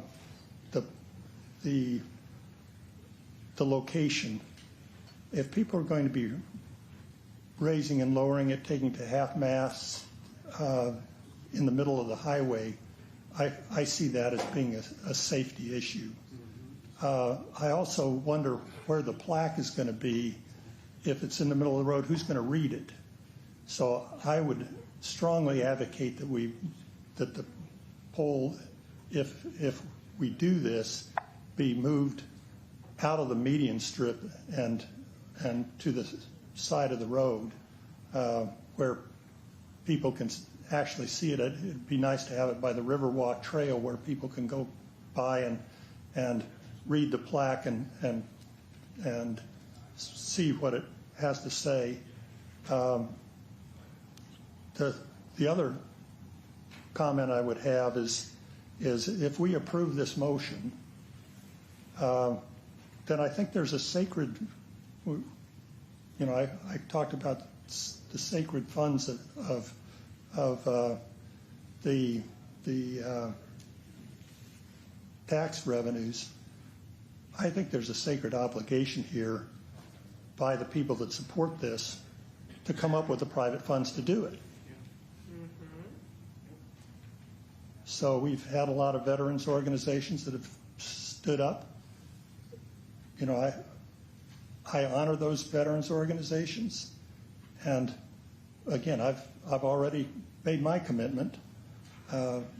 So I think there needs to be a sacred obligation to make the citizenry whole on this, because clearly not everybody here feels that the that public funds ought to be spent this way. So let's honor both sides of this question. Honor the people that want a flag because they feel it's a way to honor our history, our country, but also honor the people that think there's better use for the funding and make sure that public funds are not used on this particular project. We pay for flagpoles on city buildings and in city parks, and this is neither. So I think it's not one that screams for public funding. So those are my closing remarks. The question has been called. All those in favor, please say aye. Aye. Aye. All those opposed? Nay. Nay. The ayes have it. Thank you very much for this robust discussion, and I'm hopeful that everybody, if the sacred obligation is carried forward, everybody in this audience will be happy. Thank you. Okay, let's move on. Our next Mayor, point of order, just to make sure, clarity. Yes, Councilmember King. I just wanted to be clear that the amendment to this proposal was included in this vote as one. Correct. So just to restate, flag will be initially funded, private funding will be solicited, and the flagpole will only ever fly an American flag. Thank you, Mr. Mayor. Thank you. Okay.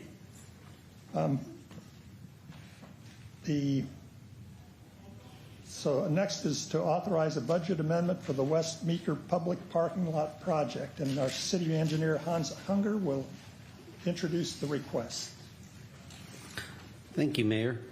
This was an item that was on our consent agenda last week, and it got pulled.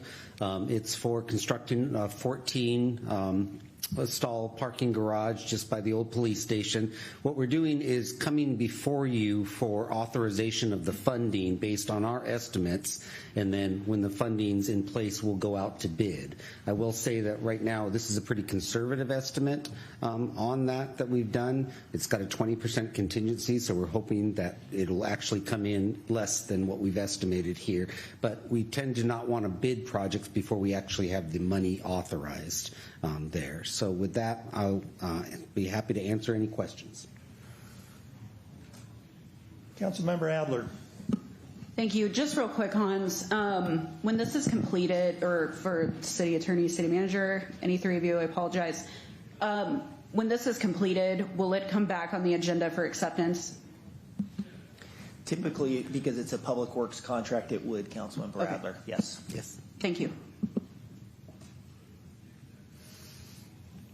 Any other discussion? Make motion to approve. Do I hear a second? Second. All those in favor? Aye. Aye. Aye. Any opposed? Motion passes. We'll now move on to other business, and we'll have a report on our state legislative session. It'll be teed off by Eric Johnson, our public affairs officer.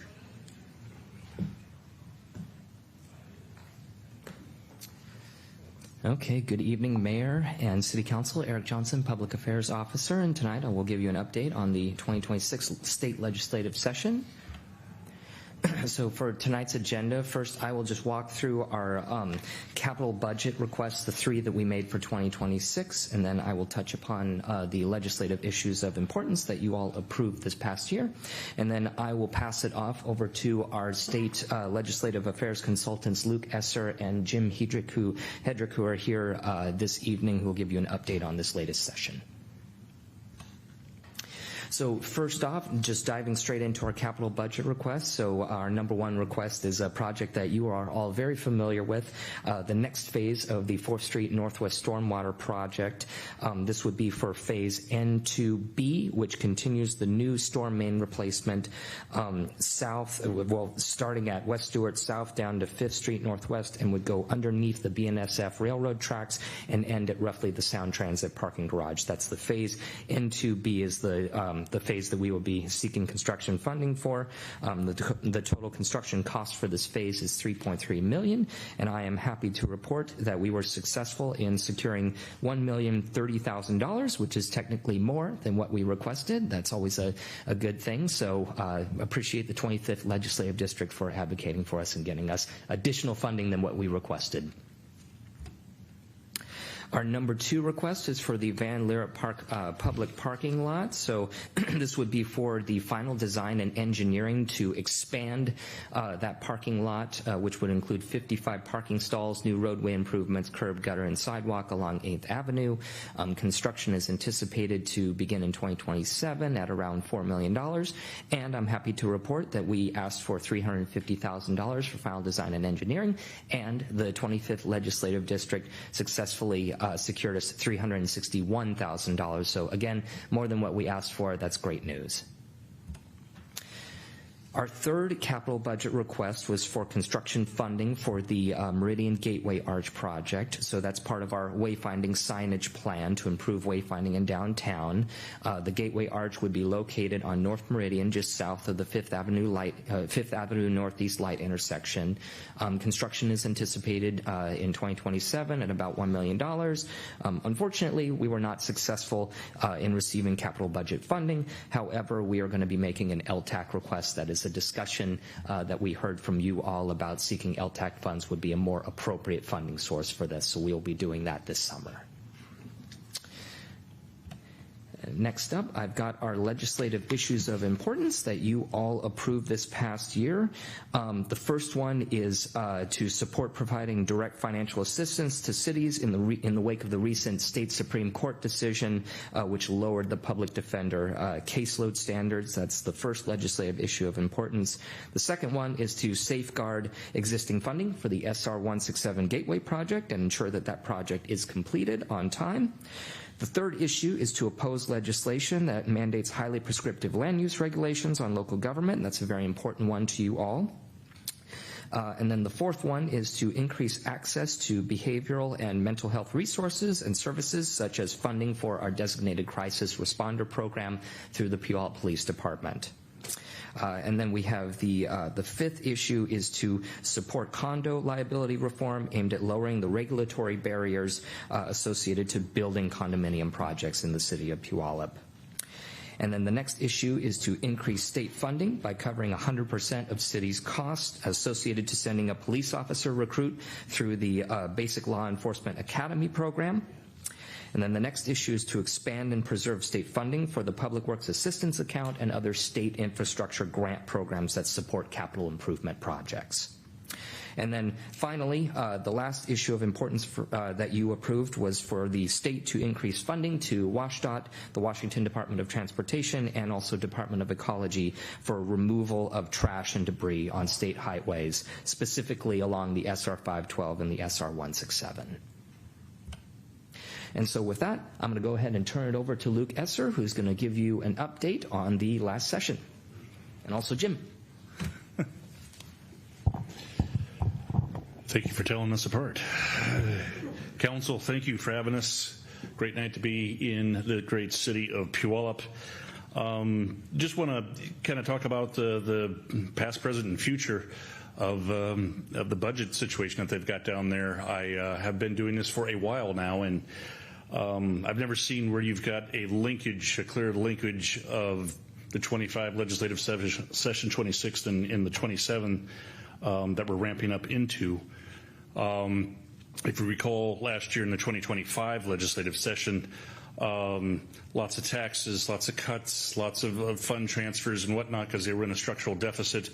We came into a supplemental budget year, not the long budget year, but the supplemental budget year in January 2026 again, with a $2.3 billion budget deficit. That would be a large budget deficit even for a biennial year. And that overcast the entire session this past year.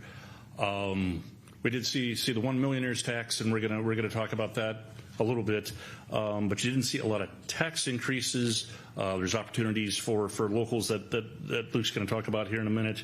A lot of fund transfers, a lot of backfills, a lot of more cuts, but they still ended up spending about 10.8% more this biennium than they did last biennium. So they're still spending money, and what's putting pressure on that is reduction in federal transfer payments. It's Medicaid, it's health care, largely human services, some education, but the pressure right now on healthcare, both with inflation and what's not coming from federal transfers, is putting an immense pressure on the budget and rising caseloads. Don't want to forget that.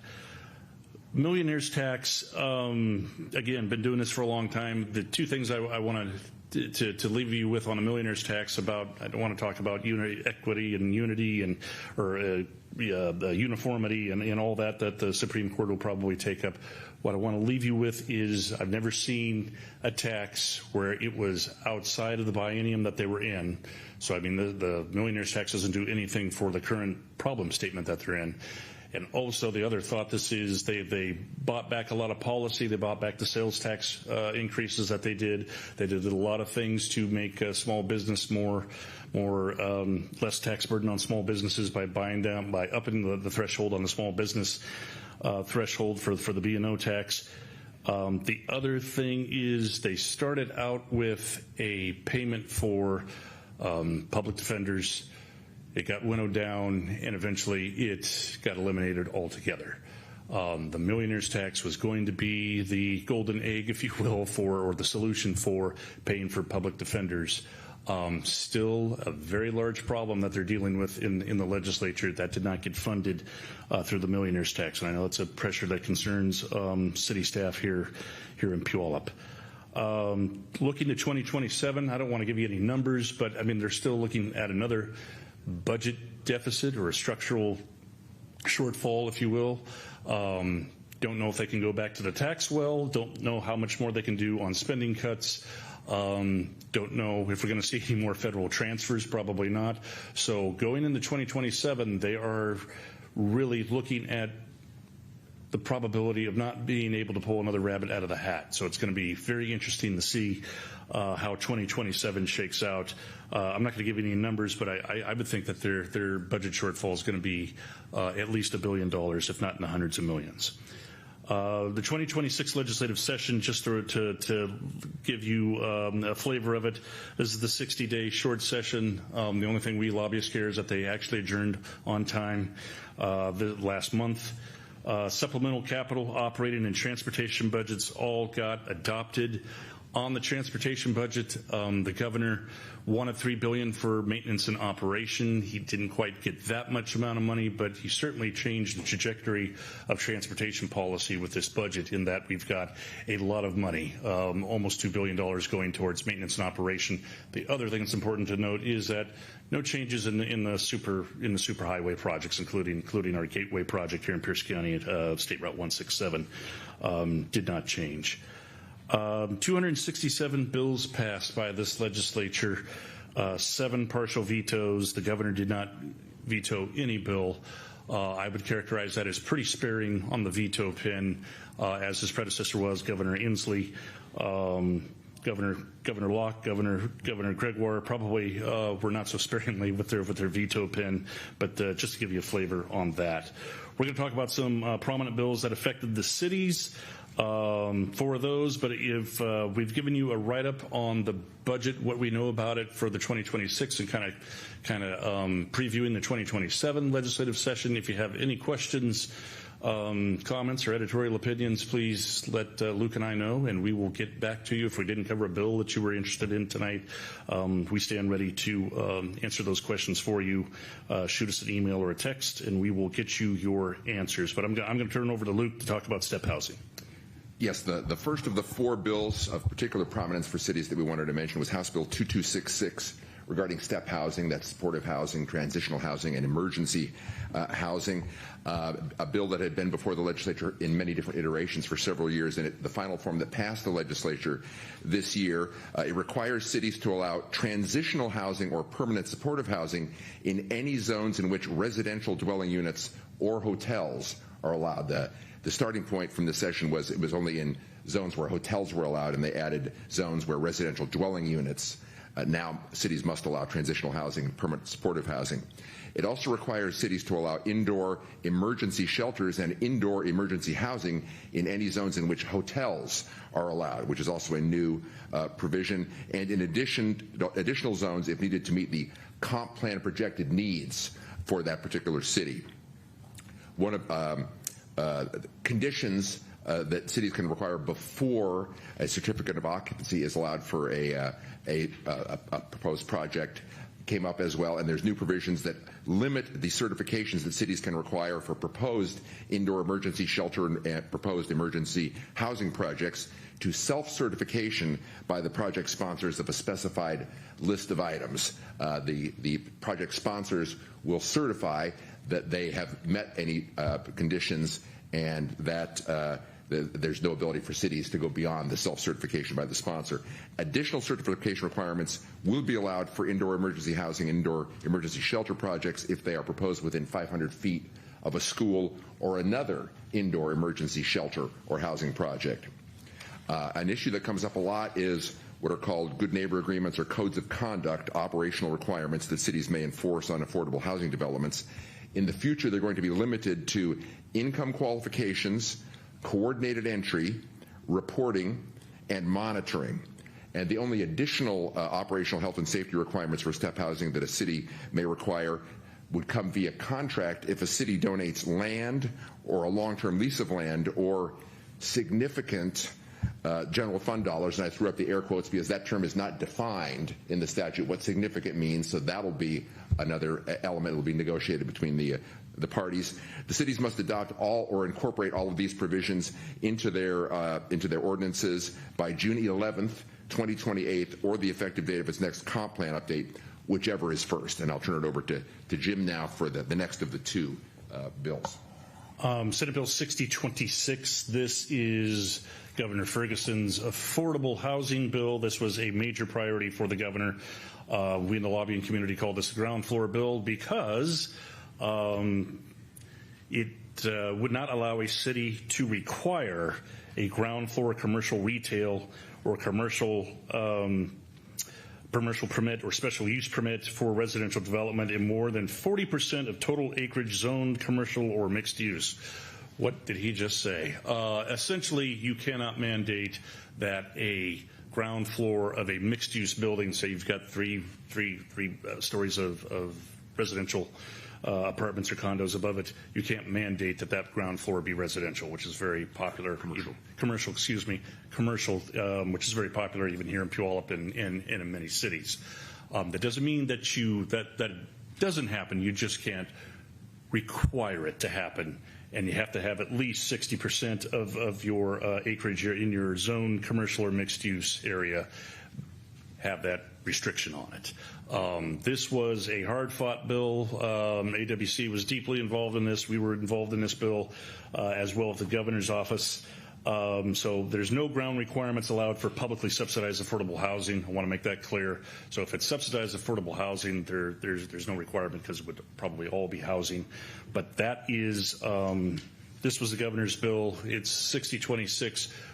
Lots of cities, and I think we talked about this a little bit last year, a lot of city councils did not like this bill because it usurps local control, goes counter to what some of you did in your comp plans under the Growth Management Act.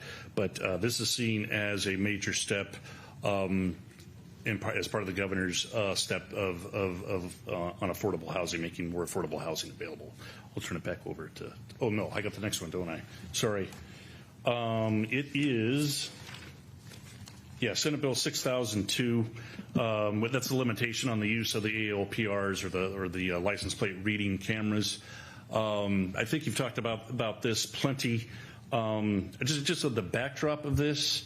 If you look at the suite of bills the legislature passed this year, on immigration, worker protections for immigration workers, privacy technology, protection on or regulating AI, voting rights. Data privacy is foremost on this legislature's mind, and I don't think that that's going to go away. So that's largely what came up in 6002. It is the unlawful to use an ALPR system or data not specifically authorized or exempted under this act. The use of data is very restricted. Data retention was a huge fight between ACLU and cities and law enforcement and others. Data sharing in cities, you've seen the city of Seattle, even the city of Ruston has turned off our cameras so we can make sure that we're complying with this new law. But it gets complicated quickly. If you have questions about it, we're happy to take those offline. But 6002 was that ALPR or flock camera bill that they passed this past year.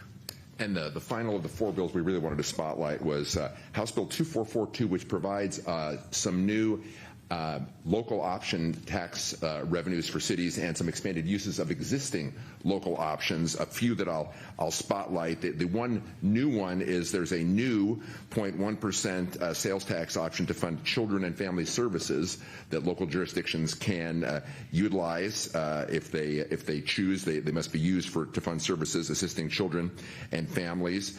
There's modification to one element of the local REIT, real estate excise taxes.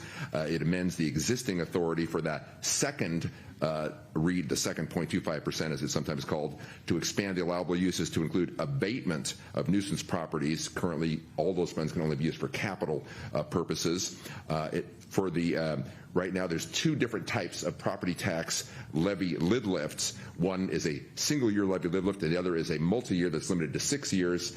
This, without really changing the underlying mechanism in either instance, lengthens the period. The single-year version now is up to a 2-year version, and the multi-year version goes from being a 6-year option can go up to 10 years now. And finally, the local sales tax for housing expands the allowable uses for that particular funding source to include rehabilitation, operations, and maintenance of existing units, and not just the construction of new units.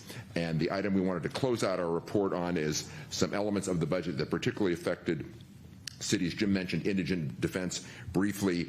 The legislature did not provide any committed funding for indigent defense and a new meaningful committed funding, which remains a concern because Washington State is one of the states that provides the smallest percentage of assistance to local governments for indigent defense costs in the entire nation. The original version of the millionaire's income tax included a set-aside, but by the final version of the bill, that was gone. There's some intent to provide funding for cities in other elements of the budget, but it's not a commitment.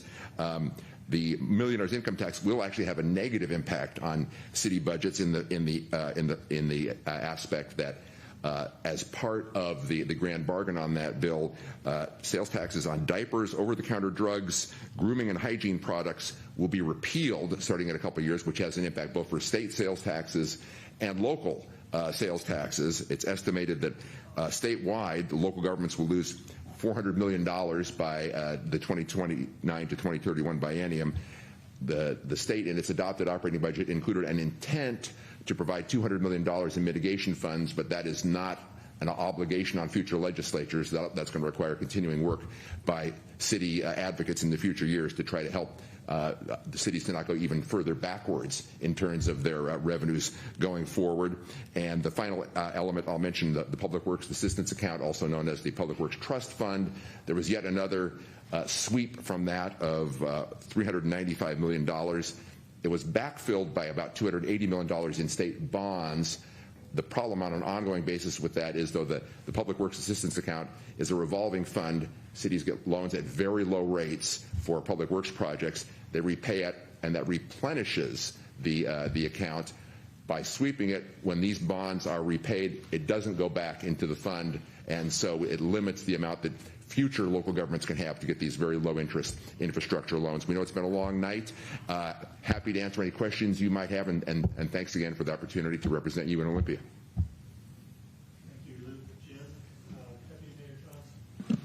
Thank you, Mr. Mayor.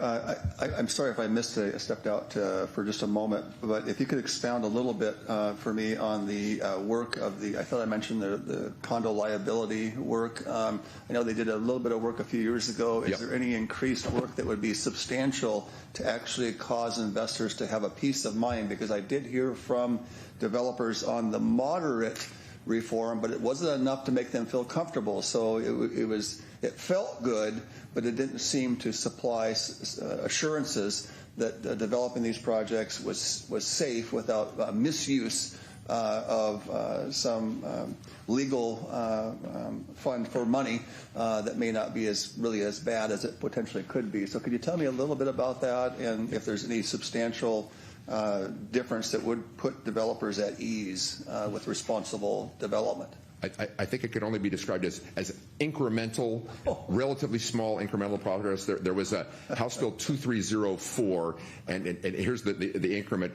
The underlying problem in the state, as we understand it, is that Washington State has some of the strongest implied warranties on the construction of condominiums anywhere in the country, and there was legislation last year to provide so that only an express warranty, which is more limited than the implied warranty, for small projects of up to 2 stories and up to 12 units would apply, trying to at least make it more insurance more affordable for those projects. A bill was passed this year that added it could go up to 3 stories and 12 units. So a very marginal incremental change, hopefully headed the right direction, but I can't present it as anything more than a small incremental change on the condominium construction front this year. Thank you for that word. Incremental means, and again, I'm interpreting it my way. You didn't say this, but it's a snail pace. As every day that goes on, every session that goes on, this isn't dealt with, I think,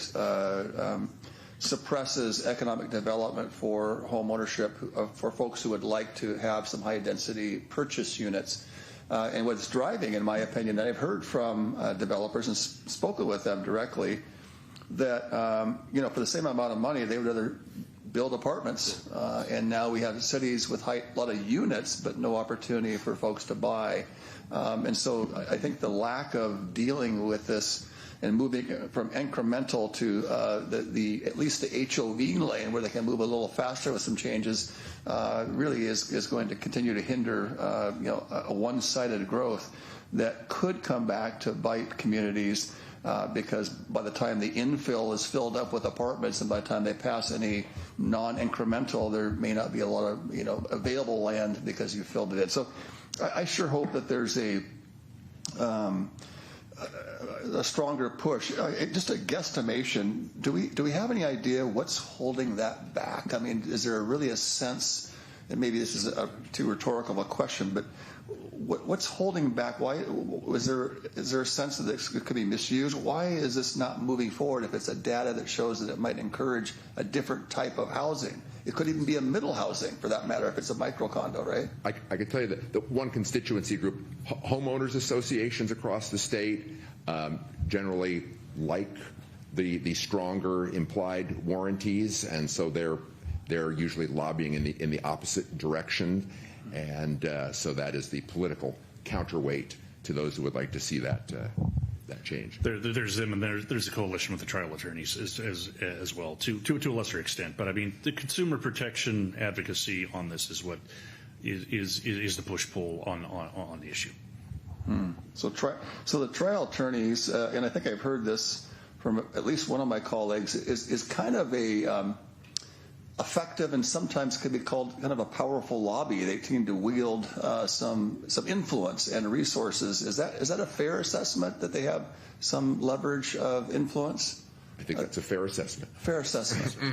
We'll just leave it at that. That's a fair assessment. A fair assessment. It's a diplomatic way of saying that they really tend to kind of get their way, and it sounds good too. I think I could see where policymakers looking at that, what we're advocating for, whatever.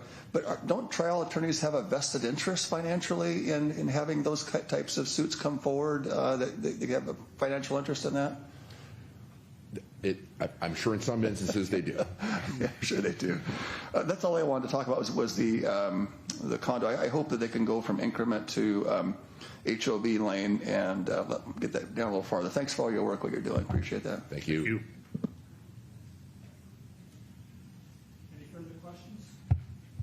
Any further questions?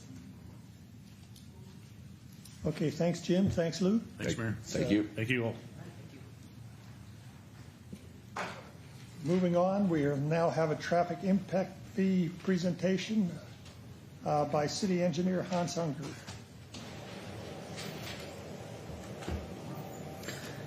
Thank you, Mayor. So tonight I wanted to come back to you with getting a little additional guidance on the traffic impact fee. Staff has heard what you've discussed so far, and we've got a lot of it set, but we have done a lot of thinking towards implementing the traffic impact fee, and particularly around trying to be both predictable and transparent to our existing permits that are in the queue right now, because this is a fairly large increase here. So I put together this graphic. Hopefully it'll explain it a little bit better.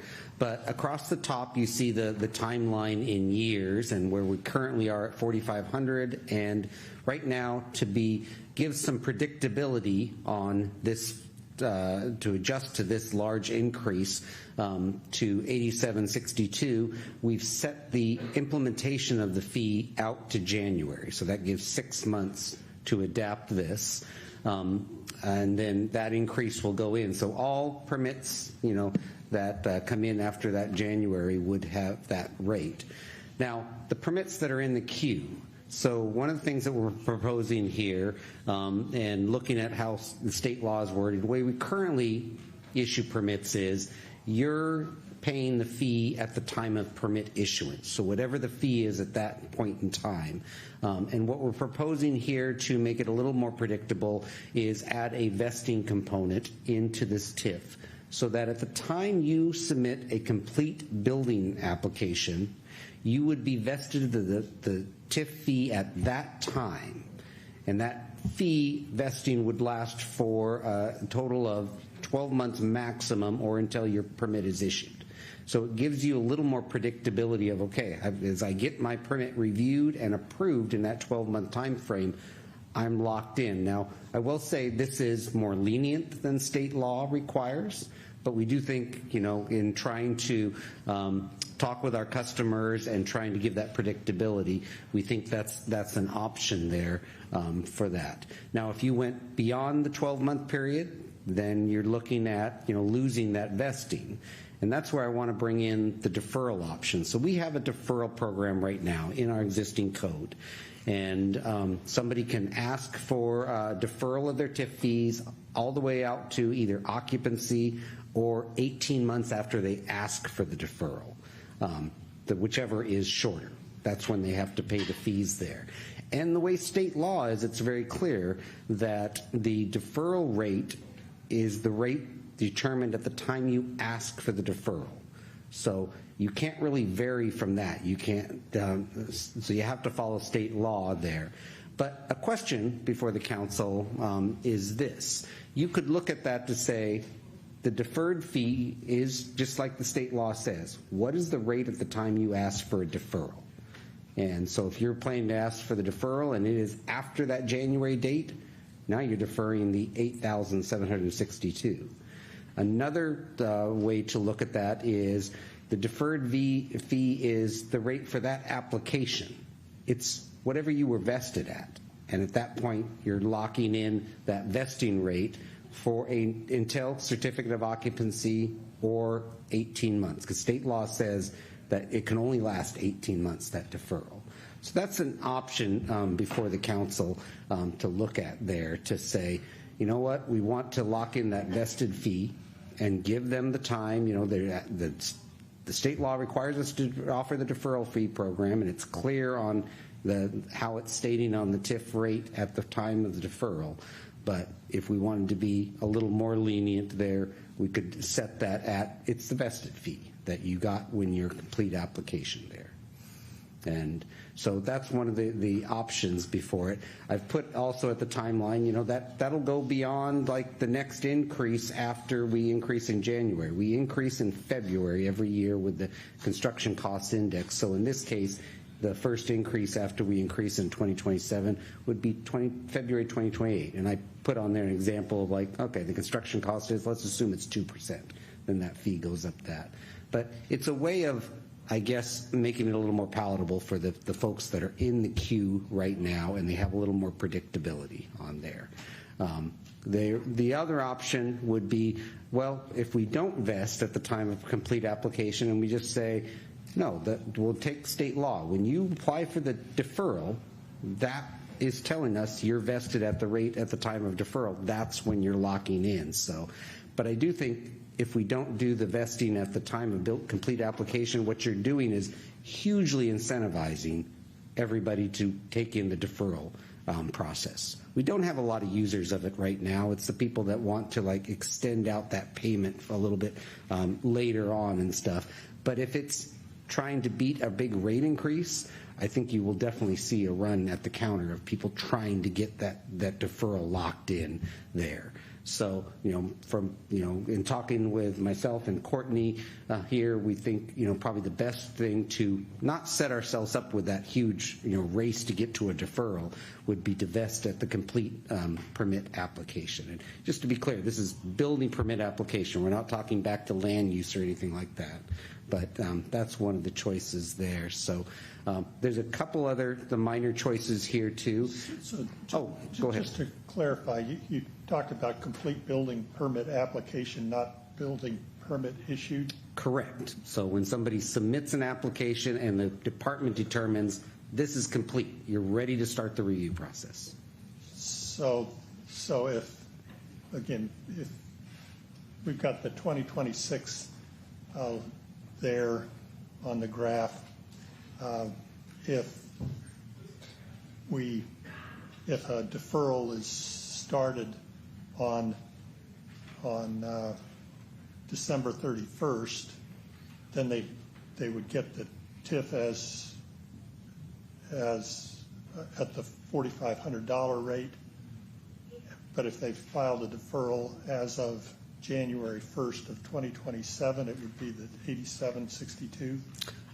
I think I'm saying that's a policy choice that I need some guidance with tonight. If they apply before January and they get vested, that's lasting 12 months. The policy choice is, what if they ask for a deferral in February? Are they locked into the vested $4,500? Because we're interpreting that as that you're locked into that vested fee, and we will honor that through the deferral. Or is it the permit? If you're going to get the benefit of the deferral, you're paying the fee at the time you asked for the deferral, which would be the $8,762. So that person, if we chose that method, they would be probably better off saying, I'm not going to ask for the deferral because the fee's already gone up, or I'm going to ask for that deferral before January date. I will pay the fee at my permit issuance, and I'm locked in at that $4,500 as long as I pay it by that. I'm probably making this more confusing. I'm sorry.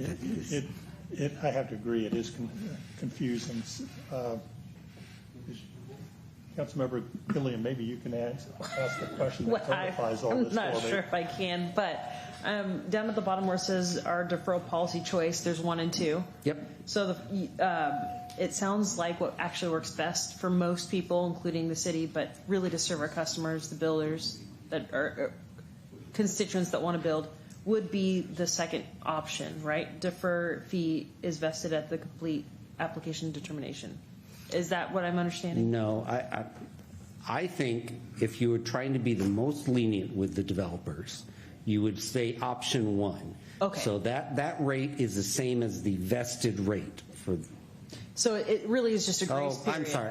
I'm sorry. I have made myself confused. I apologize. It really is the 2. It is the number 2. Thank you. I am sorry. Okay. I am inclined to give a grace period for the projects that are currently in the works. I don't want somebody who has worked really hard to get to where they are right now all of a sudden to not be able to afford their project. So I'm inclined to go with option 2.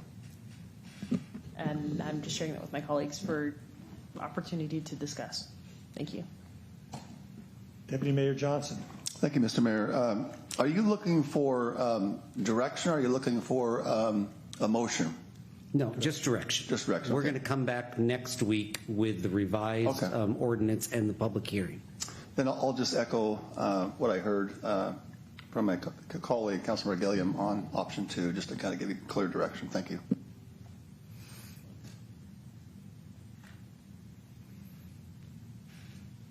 Any further questions? Councilmember Adler. I don't have any questions. Thank you.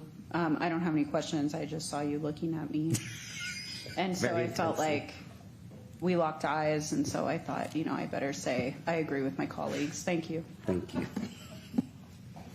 Okay, good. Thank you for that clarification.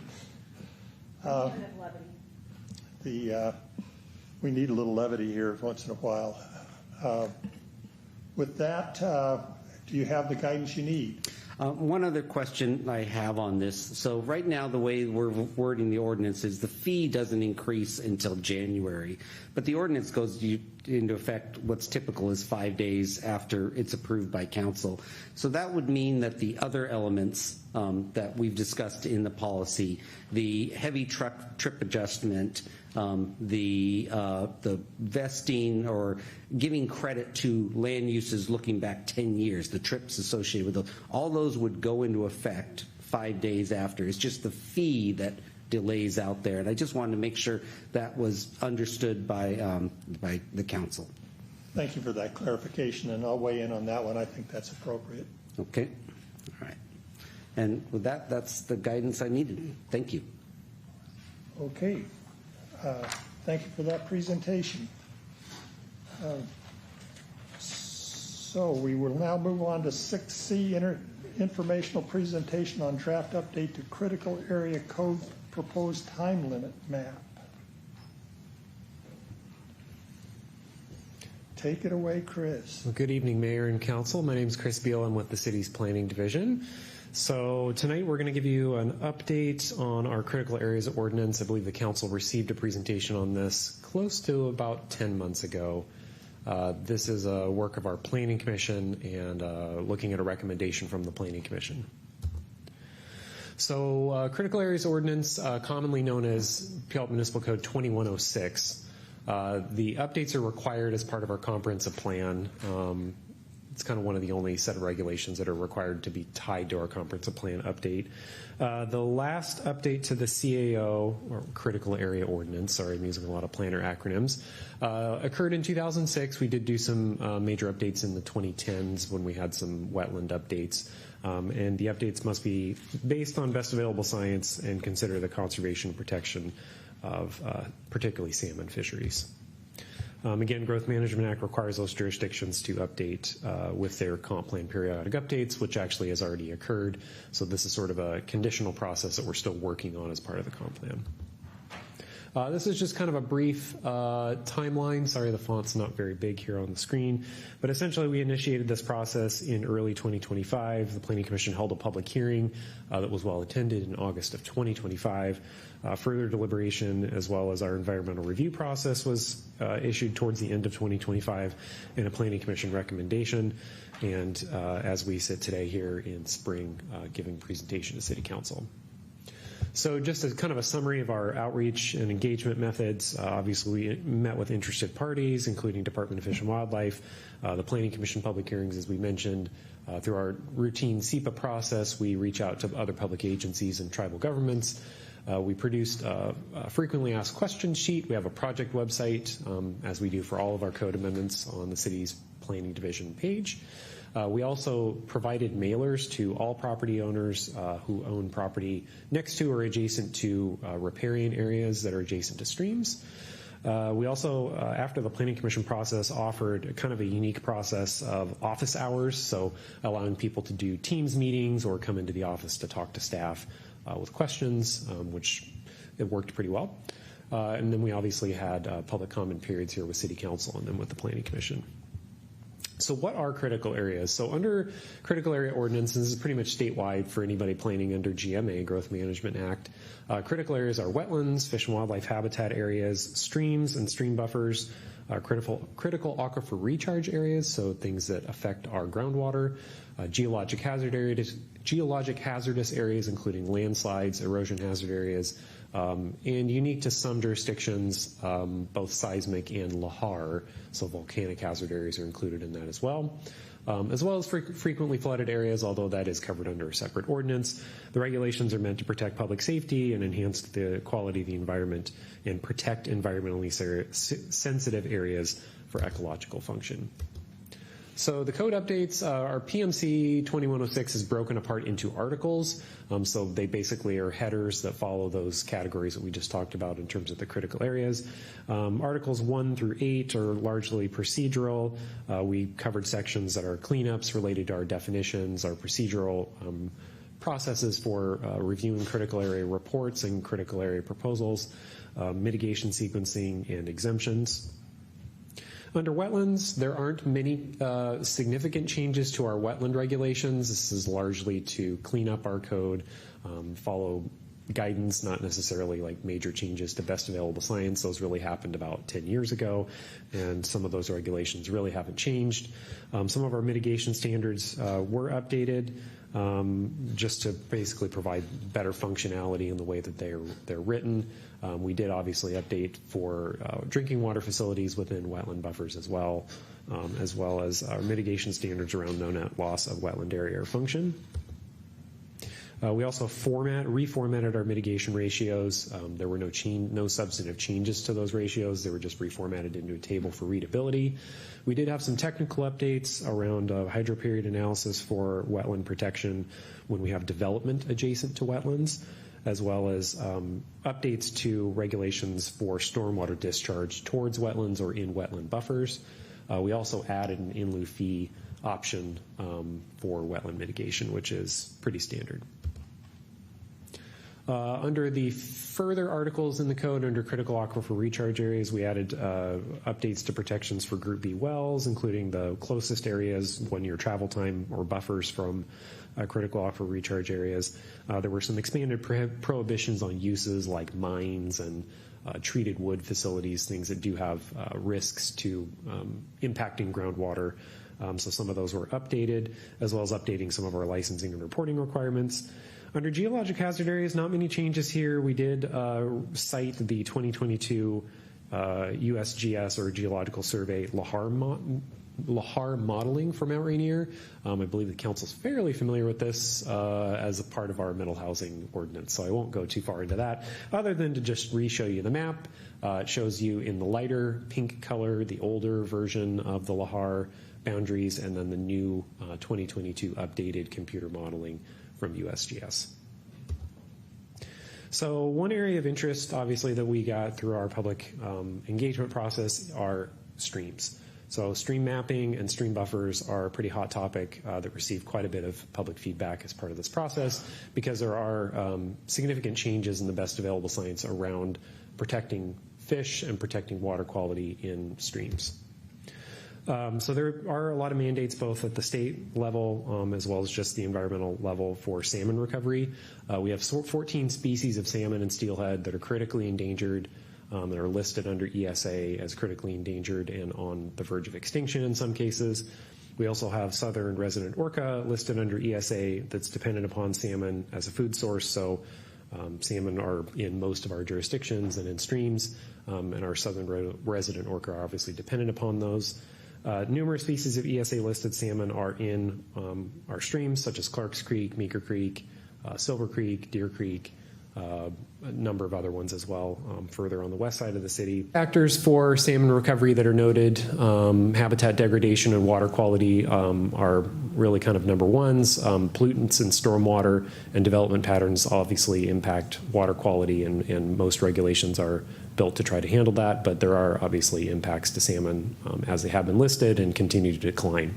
So stream buffers play the critical role for water quality, habitat, and pollution filtration towards the state's salmon recovery goals. So what does the best available science update say about stream buffers? So stream buffers are kind of composed of what would be called a riparian zone or a riparian management zone. So that's the vegetation that is in the upland area, directly abutting and directly adjacent to any active channel or stream, whether it has fish in it or not.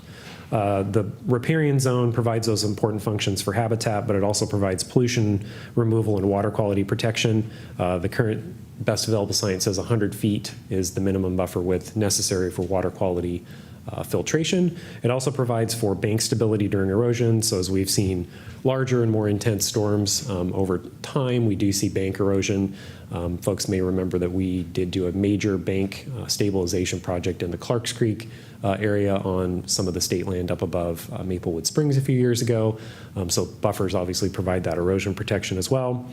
Shade, which is important for cooling the stream temperatures, particularly for fish, as well as providing nutrients, large woody debris, and providing habitat for fish, but also for terrestrial species and birds.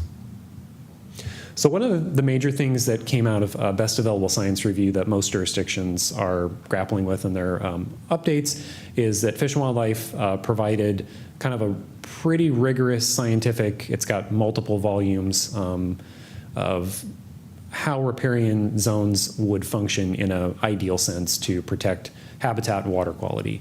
One of the things that came out of that is a thing called site potential tree height. Essentially what that means is for old growth forests to function in sort of like a full sense from a scientific basis, buffers would, in an ideal sense, provide enough distance for trees to grow up to their maximum potential height based on the soil and the conditions that are present, and then also to fall into those buffers and provide the functions that we know are necessary for streams to function as they would without development. The site potential tree height is not necessarily being adopted by most jurisdictions, but it is considered best available science, and so it is reviewed. It's not something that is proposed to apply to private properties, although site potential tree height in our code update proposal would apply to some public lands like public parks and public open spaces that don't have development on them. And we've coordinated some of that stuff with our Parks Department. So. The other thing that Best Available Science said, I think I mentioned this on a slide previously, is water quality standards. So you'll see in this slide, this is kind of the pollutant removal function. So sediment, things like nitrogen, phosphorus, and pesticides are obviously detrimental to water quality. The science basically says that you do need a specific distance both on the surface as well as subsurface, particularly for nutrients that come out of septic systems that leach from the septic system and the drain field towards water sources. So this table basically provides the distance that has been sort of scientifically tested to show effectiveness for that pollution removal. The science essentially, because there are different widths here, balanced out at about 100. Our best available science memo, which we do have sort of an independent best available science review as part of this process, noted that 100 feet, because that's the water quality function, would remove roughly 95% of particularly surface runoff pollutants. So that's kind of how the best available science landed on that 100-foot level, is this analysis of pollutants and how they're removed through buffer areas.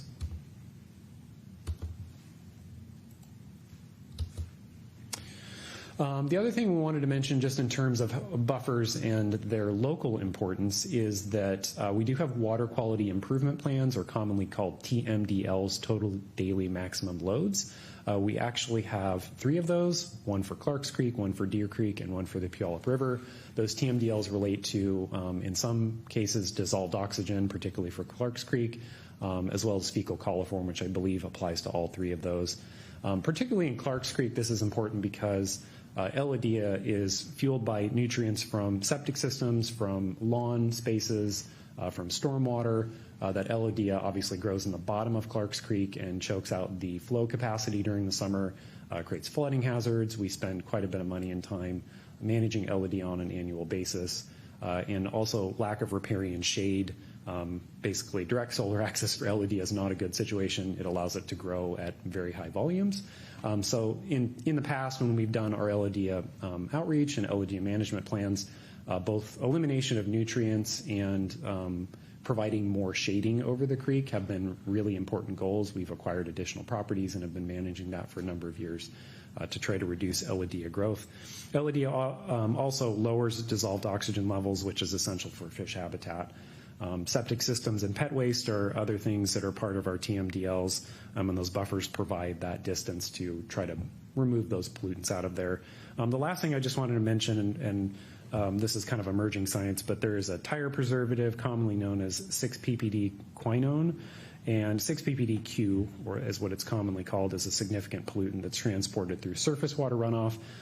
It's very, very, very toxic to salmon, and it is kind of the number one thing that stormwater engineers are concerned about in the state. So buffers provide some function for that as well.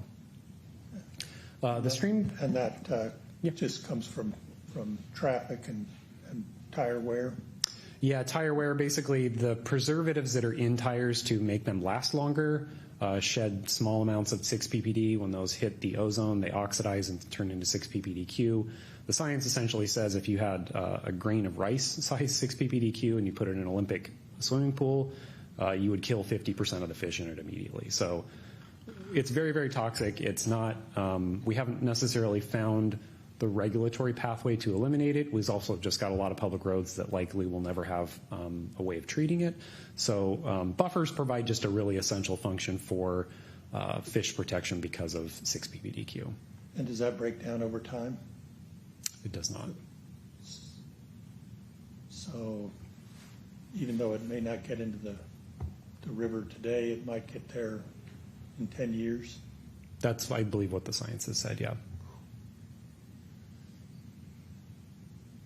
Proceed. Oh, Councilmember Adler. Thank you. Just to be really quick on the 6-PPDQ. To your point about the regulatory answer, if you will, to the challenge, our own Congresswoman Marilyn Strickland just introduced a bill in the United States House of Representatives that gets at the heart of this and the impact that it has, particularly on salmon. I, many years ago, was at the Washington State Extension Center that we have here in Puyallup, which is home to the Washington State Stormwater Center, and they have a very impactful video of when runoff that contains 6-PPDQ hits into the stream. It kills the salmon just like almost instantly.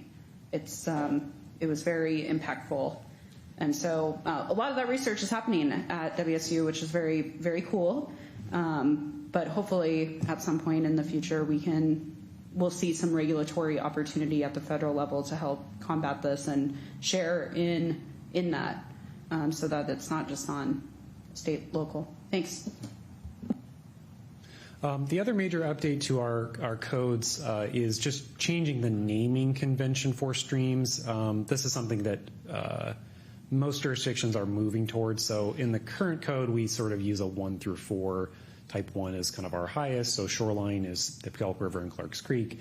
Fish-bearing streams are type 2s. And then there's a couple different categories for perennial and seasonal.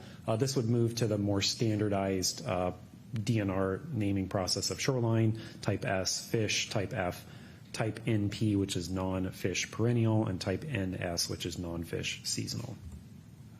And I'm very sorry this does not come out very well, but this is a comparison table.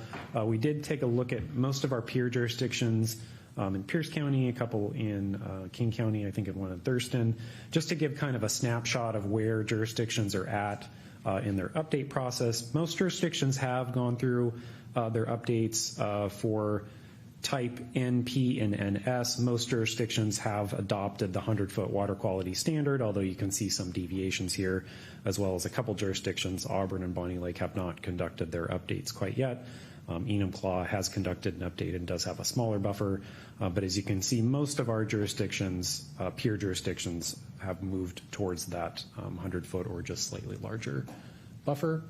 One thing we did want to cover here is there are 3 different options for managing the buffer width for any development proposal where the buffer might extend onto a property. So Option 1 is stream buffer averaging. The best way we try to describe this is think of the buffer like a balloon. So if you squeeze the balloon on one side, you can reduce the size of it, but it gets a little bit larger on the other. So we allow the buffer to basically be averaged across the property to a certain extent. There's some maximums in there.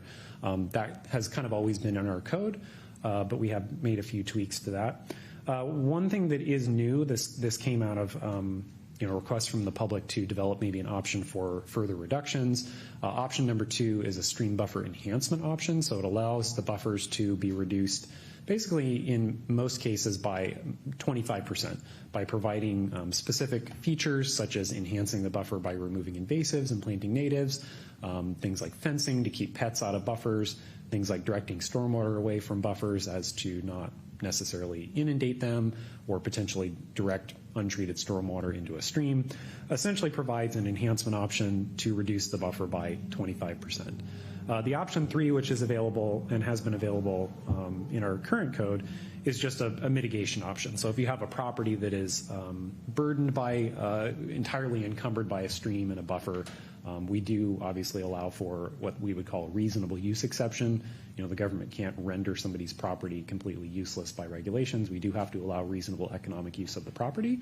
So we allow for people to say, hey, I have a hardship here. I need further reduction beyond that. And then we basically would go through the permitting process to ensure that folks would have reasonable use of their land as long as they could mitigate the impacts. So those are kind of the 3 options, some of which already existed, but I would say the option 2 of the enhancement option is new, and it was something that we developed out of a request from the public. Councilmember Gilliam. Thank you, Mr. Mayor. I just had a quick clarification on this reduction beyond 25% situation. Yeah. Does that mean that the landowner would have reduced property taxes, or what is that? They can reduce property taxes through an open space taxation request, particularly if their properties are covered by wetlands. Some of that does actually come through you guys, but it is also through the county tax assessor. If you meet certain criteria for, your property's covered largely by wetlands or streams or steep slopes or a combination of those, and it may be developable, but it's going to cost you a lot of money, people can always apply for an open space taxation relief, and essentially places that in kind of I guess the best way I could describe it is it kind of conserves the land in exchange for getting reduced tax rate. So that's always available, has been available for a long time for property owners. So if the state is putting a mandate on us and we're going out as a representation of authority saying, hey, by the way, we're taking away 100 feet of your property because there's this stream here, and they are paying property tax on that and they can't do anything with it, they can come to us and say, hey, I'm having hardship and we can figure this out for them? For the open space taxation, we'd have to look out on a case-by-case basis. The one thing I want to clarify, however, is the state's not mandating anything. So we review best available science, we determine local conditions and the sensitivity of the critical area, and we adopt regulations that are based on that. So it's more of an iterative process. We can review available science sources from across the spectrum, but most jurisdictions have reviewed a few different things. We reviewed Department of Commerce's, they have a critical areas checklist.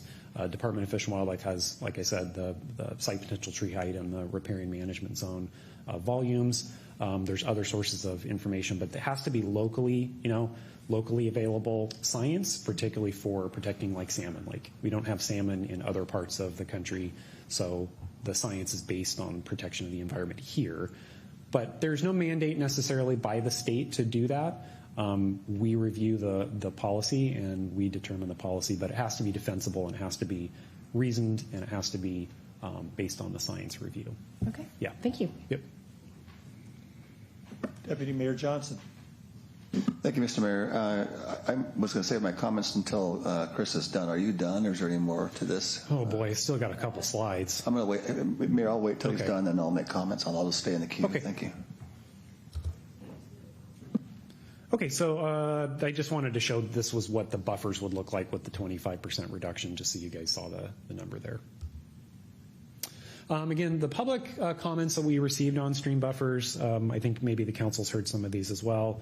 There's obviously just kind of an opposition to expanded stream buffers and excessively encumbering private properties, disputes over some stream classifications, particularly for channels that may be intermittent or seasonal and maybe lacking maybe observable fish because it is seasonal.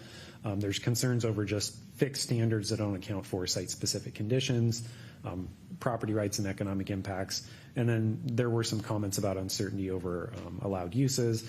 For maintenance and repairs and improvements, we have exemptions in the code for that. Maintenance and repairs are pre-existing structures that are in buffers are not necessarily affected by expanded buffers. There's already exemptions. Those exemptions aren't changing. Repair and maintenance is allowed. The stream mapping, and again, sorry for the expanded map here, but just wanted to show you kind of the scope of where all the streams are. One of the things that we did here pretty loud and clear through that public process is there is some concern over some of the mapped streams, and we do have a couple locations, particularly in the Rodesco area, where the streams are not readily observable from public rights-of-way. They're on private properties and backyards. In some cases they exist, some cases they don't exist, some cases property owners have placed them in culverts. Some of those things over time here at the city have been very challenging to determine, particularly in the Rodesco area, the upper parts of Deer Creek, whether those streams exist or not. We're currently engaged with coming up with a scope of work for a consultant to help us with that. We will need to do some property owner engagement, particularly asking folks to potentially be cooperative to allow us to come into backyards, to observe whether a channel is there, try to straighten out some of these mapping things that we just over time have not been able to get completely clear because of streams that are mapped on private properties. This is important because we draw from sources both locally and from DNR and Fish and Wildlife for our mapping data. So the example that I would give is we could modify the local data, but a consultant maybe 10 years from now could pull the state data again, and we would be in a little bit of conflict if we didn't resolve where those streams are. So we're really hoping that we can work on that. We kind of view the stream mapping project and clarification of where those stream channels are at and their presence is slightly disconnected from the CAO update. They're not exactly married at the hip. Obviously, the stream buffers would be tied to that. But because those areas, we didn't add any new streams to the mapping. They essentially have existed. We just would clarify that through this stream mapping project. Would you like me to go on, or did you have questions? Councilmember Gilliam. Thank you, Mr. Mayor. I have had an opportunity to review this map prior to this hearing, and I believe the purple streams or the purple marks on the creeks represent that there's potential salmon. I don't think in all cases, but yeah, go ahead. Well, because I'm just curious how the Wildwood Creek has salmon in it if it doesn't connect to a river. So are we also in the process of verifying that these streams indeed line up with what this information shows, as in there really is salmon in that river? And we're going to update this. Is that what I'm hearing? Yeah, we're going to update it. I wouldn't say for all of the creeks, and I would say too, the purple, any named creek has had observable fish in them, not necessarily salmon. So like for Wildwood Creek as an example, we do have fish both in Willows Pond. Bradley Lake Park is stocked with trout, and then there's a stream channel that essentially connects to Wildwood Park and downstream of that. So we have fish, not salmon, but fish, and I think that maybe there's some confusion over whether that was supposed to indicate salmon only or whether it was all fish. So, thank you for the clarification. I appreciate that. Thank you. The last couple slides here, sorry to keep going on you guys, but SEPA review extended a little bit past the Planning Commission process. We did do some of this routine distribution, again, to our public agency partners, as well as tribal governments and our city stormwater staff, which was very helpful because we caught some really critical things with compliance with our stormwater manual that we weren't completely aware of. So we did make some changes. This is just a document. We made a few changes and tweaks to the draft after the Planning Commission made their recommendation, mainly because our SEPA environmental review extended past that time period. So happy to go over those with council members if necessary, but those were not major changes. Okay, next steps would be, here we're here in May 5th, giving the council presentation. The tentative first reading would be in June, and then obviously we would go from there in terms of a timeline for second reading. Just wanted to provide this little QR in case anybody wants to access the project website, and then my contact information is available here. Happy to answer any questions. Deputy Mayor Johnson. Thank you, Mr. Mayor. Could you, Chris, could you go back a couple of slides just before those maps? I think it could say customer concerns. Yeah, public comment. Yeah. I just want to kind of walk through. I don't typically get a lot of response from constituents on typical issues that come, to our dais for discussion. If they do, they usually come to the galley here and express it. This one, I got a lot of calls, a lot of emails, a lot of contact on it. So that's significant to me that over the 10 years I've been here, that's hitting a nerve on people that are very concerned about what this implication might be in respect to their property and property rights, and really going back to the state's massive reform for middle housing. And if you want us to have density housing in the downtown core that's already developed, and yet you have potential increased buffers or limiting buffers, it kind of is counterproductive for us to increase density in a downtown core. So it does seem to be sometimes a tug of war against each other. But I want to go back to some of these bullet points. On bullet point 1, I would echo that I'm absolutely opposed to any expanded stream buffers, period. And so I would echo that. I do agree on the third point. I do believe, and it has to be, the state cannot micro-analyze every city, every county, every jurisdiction. And so in some essence, they have to do a broad brush, a paint of, one size fits all. Which is why, and I can understand that and respect that, but I do think that each local jurisdiction should be able to kind of micro that and say, how does that broad brush really paint nicely within the lines of the intent of the law and the protection, but applied appropriately in a regional area, in this case, such as Puyallup. And then, of course, Councilor Gilliam, mentioned about, potential loss of property value and people's nest egg to perhaps sell and downsize and be able to get a return on their investment, or perhaps to increase middle housing for housing for their in-law or child or adult, single, newly married, things like that is certainly a concern. I understand that. So that's my thoughts on that. I would like to suggest that the city conduct an independent study that would look at reviewing the designation of streams and buffers using the best available science that the state has given us to see how does that apply in our areas. If you can go to the next slide showing the maps, there's something kind of ironic here.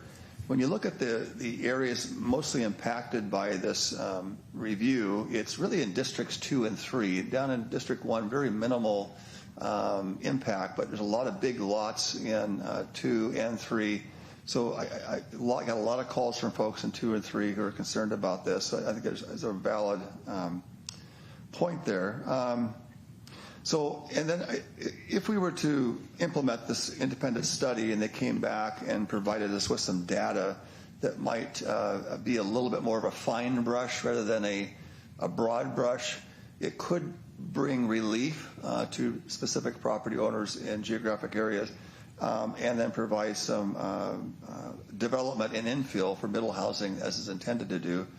I guess a question would be is if they brought back data, well, let me back up one more step.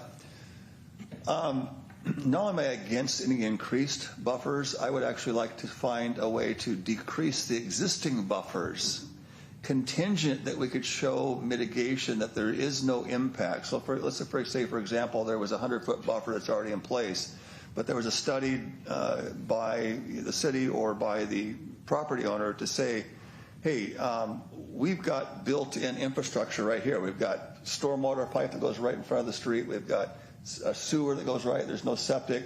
And if we can design this in a way that can scientifically show there's really minimal to no impact on that stream, why keep it at 100 feet if we can get closer, create infill and affordable housing without impacting the negative stream? I think we could do both. So that would be my hope, is that through some kind of independent study and allowing some latitude scientifically to show that, hey, listen, we can develop in this because there's infrastructure, then maybe we could even decrease those buffers closer to these buffer areas or streams and buffer areas, because the science and the engineering would show that there's minimal to no impact on that.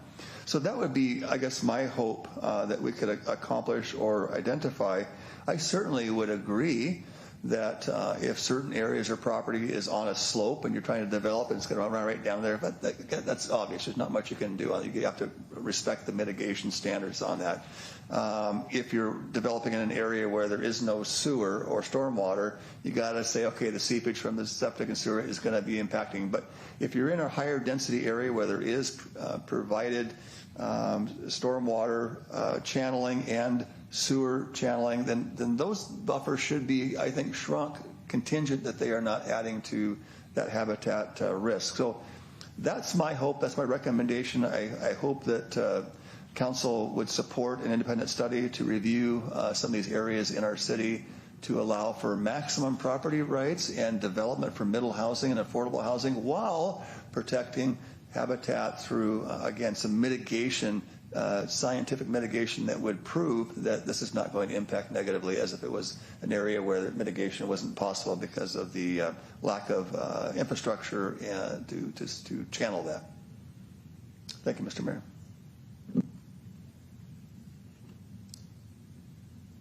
Okay.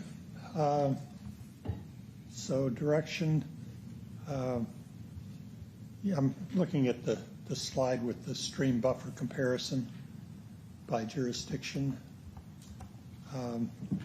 So we're looking at that. We're proposing no change at this point in time for the shoreline, no change on the 100-foot buffer for the fish-bearing stream, but then increases to the non-fish-bearing streams up to 100 feet for both of those. Yeah, and I will say too, to Councilmember Johnson's point about sort of a site-specific analysis, the 25% reduction essentially acknowledges that. It says if you provide a site-specific context, design features that mitigate for that, you can just automatically reduce it by 25%. I mean, maybe there's alternatives if the council wishes. Maybe there could be a further reduction. I would say that it does have to be supported by the science. We did do, I would call it an independent best available science review because it was a consultant that we hired. It's not the state mandating anything. So I think it would be like revising the existing BAS memo that we have, best available science, sorry, using more acronyms, but revising that, potentially looking at other alternatives for the enhancement option to provide more relief. If that's what the council desires, we can definitely look into that. Sure, go ahead. Yeah, since I just want to respond to that since you mentioned my name to continue that. Yeah, I think the 25% is good, but what if the study shows that we can get closer to than 25% reduction, and that's just a very, again, broad brush. Can we provide some mitigated data that says, hey, listen, we can even get closer than 25%, maybe 50%. Again, allow more property to be developed, because most lots, there's a lot of lots that are along these stream-bearing areas that have infrastructure. And if you get 100 foot or more, most lots aren't even that wide. And so you're in a sense landlocked, lots that can't be developed. So again, where there's infrastructure, that should be lowered more than 25%, provided that the science and the data shows it. So anyway, I would hope the city could take a look at some of these areas and provide some broad allowances for that, without having to have each individual property owner do a scientific study, which would get very expensive. I don't know if the city could do like we do with the SEPA or whatever we do, EIS or whatever that is, to take certain areas and say, hey, we want to pre-vet this, and so in this area we vetted this, and so properties don't need to go through and do that study 100 times in a district when it could have been done once by the city to give some clear direction for development in that. So yeah. Thank you, Mr. Mayor. I just wanted to add to that. Yeah, thank you. We can look at some alternatives. Councilmember Adler. Thank you. Chris, thanks for hanging tough in the late hour. To what you said, the city hired a consultant. That data that the report that the consultant did produced, am I correct in assuming, which you should never do, that data has informed what is proposed here. Yes. Thank you.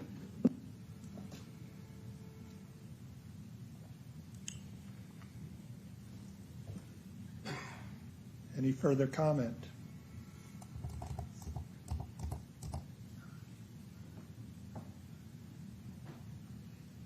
Okay.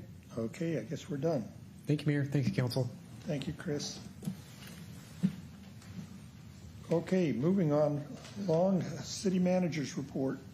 Yes, good evening, Mayor. You have a meeting next week, next Tuesday, and the items on there, one will be the ordinance that city engineer spoke about regarding the traffic impact fee, and there will be a public hearing with that. Also be an ordinance coming forward regarding some changes to the land use, kind of housekeeping ordinance that's before the Planning Commission right now, but staff wants to bring it to you to get some further guidance to inform the Planning Commission process.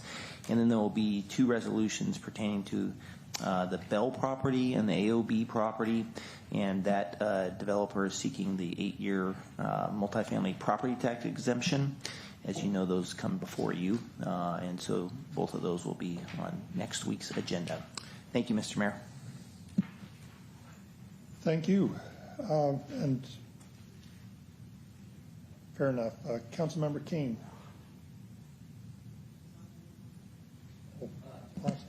Mr. Mayor, I believe that Councilmember King and Councilmember Caston are no longer on the meeting. Okay, fair enough. Councilmember Adler. Thank you, Mr. Mayor. I'll be brief. I did want to share that the city received some good news last week via our federal lobbyist, Jen Cavino. The city of Puyallup put forward a congressionally directed spending request to Senator Cantwell's office for the City of Puyallup Police Department's designated crisis, so it's about that time, designated crisis responder, also known as DCR program. The senator selected our project at $288,000 to receive congressionally directed funding from her office, also known as an earmark. This is a first step in a very long process, as this funding will be part of the fiscal year 27 federal budget. We are just getting started, but the selection on its own is an incredible feat and success. And so I just want to say thank you to the team here at the City of Puyallup and Jen, and thank you to Senator Cantwell. Let's hope that this moves forward. Thanks. Councilmember Gilliam. Thank you, Mr. Mayor. I'll try to keep this brief. I was very pleased to hear tonight that the 25th District legislators were able to produce extra income for us above and beyond our original request for projects regarding our stormwater project, giving us $1.3 million for that project, and then the parking lot for the playground over by Farm 12. We asked for $350,000; they got us $361,000. I'm very proud and grateful, so thank you to our 25th District legislatures. Also, I just wanted to remind Puyallup, we're going to be bumping in town. I probably shouldn't use that phrase. There's going to be a lot going on this Saturday. We obviously have our farmers market, but we also happen to have our SIP Puyallup event from 1 to 5. And then I just want to extend a very wonderful, happy Mother's Day to all the mothers this Sunday. So thank you. Deputy Mayor Johnson.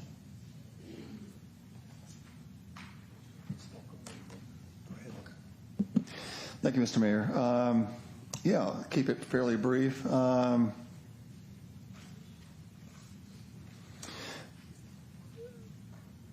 This Thursday, 2 days, is National Day of Prayer. It turns out that Puyallup hosts the Pierce County Prayer Breakfast, which is held down at the Washington State Fairgrounds. In fact, everyone on this dais got an invitation, and I think many of you are RSVP'd and will be attending. It's the largest prayer breakfast in Washington State. It's been going on for over 47 years. It's non-political, non-partisan. It's not focused on that. There's not a time and a place. This is a time to gather in prayer and pray for our county and for our state and so forth. So very wonderful event. It is sold out. We anticipate somewhere around 1,300 people to attend, and it's quite moving. Our guest speaker will be former Seahawk quarterback Jim Zorn, who will be sharing his story and his testimony of his life and his faith. We also confirmed that our governor will be attending, and he'll be saying a few words as well. First time the governor's ever been to the Pierce County Prayer Breakfast, so it's significant that he's going to be joining us. I've seen him speak recently last year at the Governor's Prayer Breakfast, which is a much smaller one in Olympia, but he did a great job speaking. He had a great message. It was very good. So that's that. And lastly, I want to say hi to Marla, one of our great constituents. Hi, Marla. Thank you. Councilmember Smolko. Well, feliz Cinco de Mayo a mi familia poblana. So happy Cinco de Mayo, especially to my family in Puebla, Mexico, where this battle was fought hard and won. So that's where I spent a significant amount of time during my high school years living with a host family. So I appreciate them still. We're still connected. That was many moons ago. And I know it has been a big night there tonight. So it's very cool. Thank you.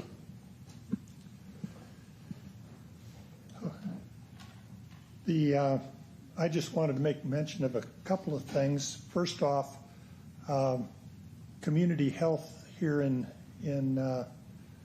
Puyallup. They've been here a couple of years now, providing medical services downtown, right by the train station. They recently did the ribbon cutting on their new foster adopt program, and I toured the facility, and it's an amazing facility. They can treat the kids in a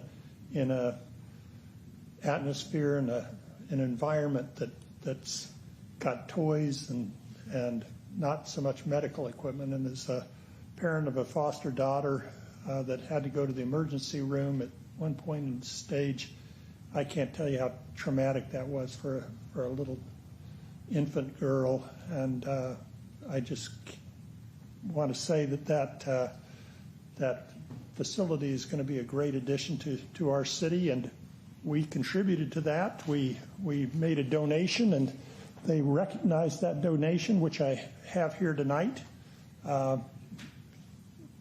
recognizing the contribution we made to that. So we can pat ourselves on the back a little bit there. I also wanted to mention that SHAPE is going through their budget process and looking ahead for the next couple of years. They had a meeting last week. Since 2024, they've held the member city fees fixed for that time period. That's no longer going to be the case. The expectation is that they're going to rise.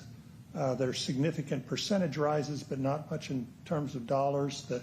The current number is about 14,000.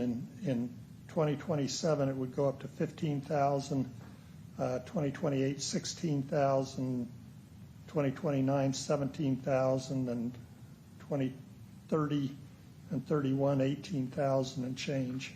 So obviously those aren't numbers that are going to break the bank, and we do I believe, get good service from our SHAPE membership. So just wanted to inform the council, and if anybody has any comment about that, I'd appreciate hearing it. And with that, I conclude my remarks, and I believe, do I have a motion to adjourn?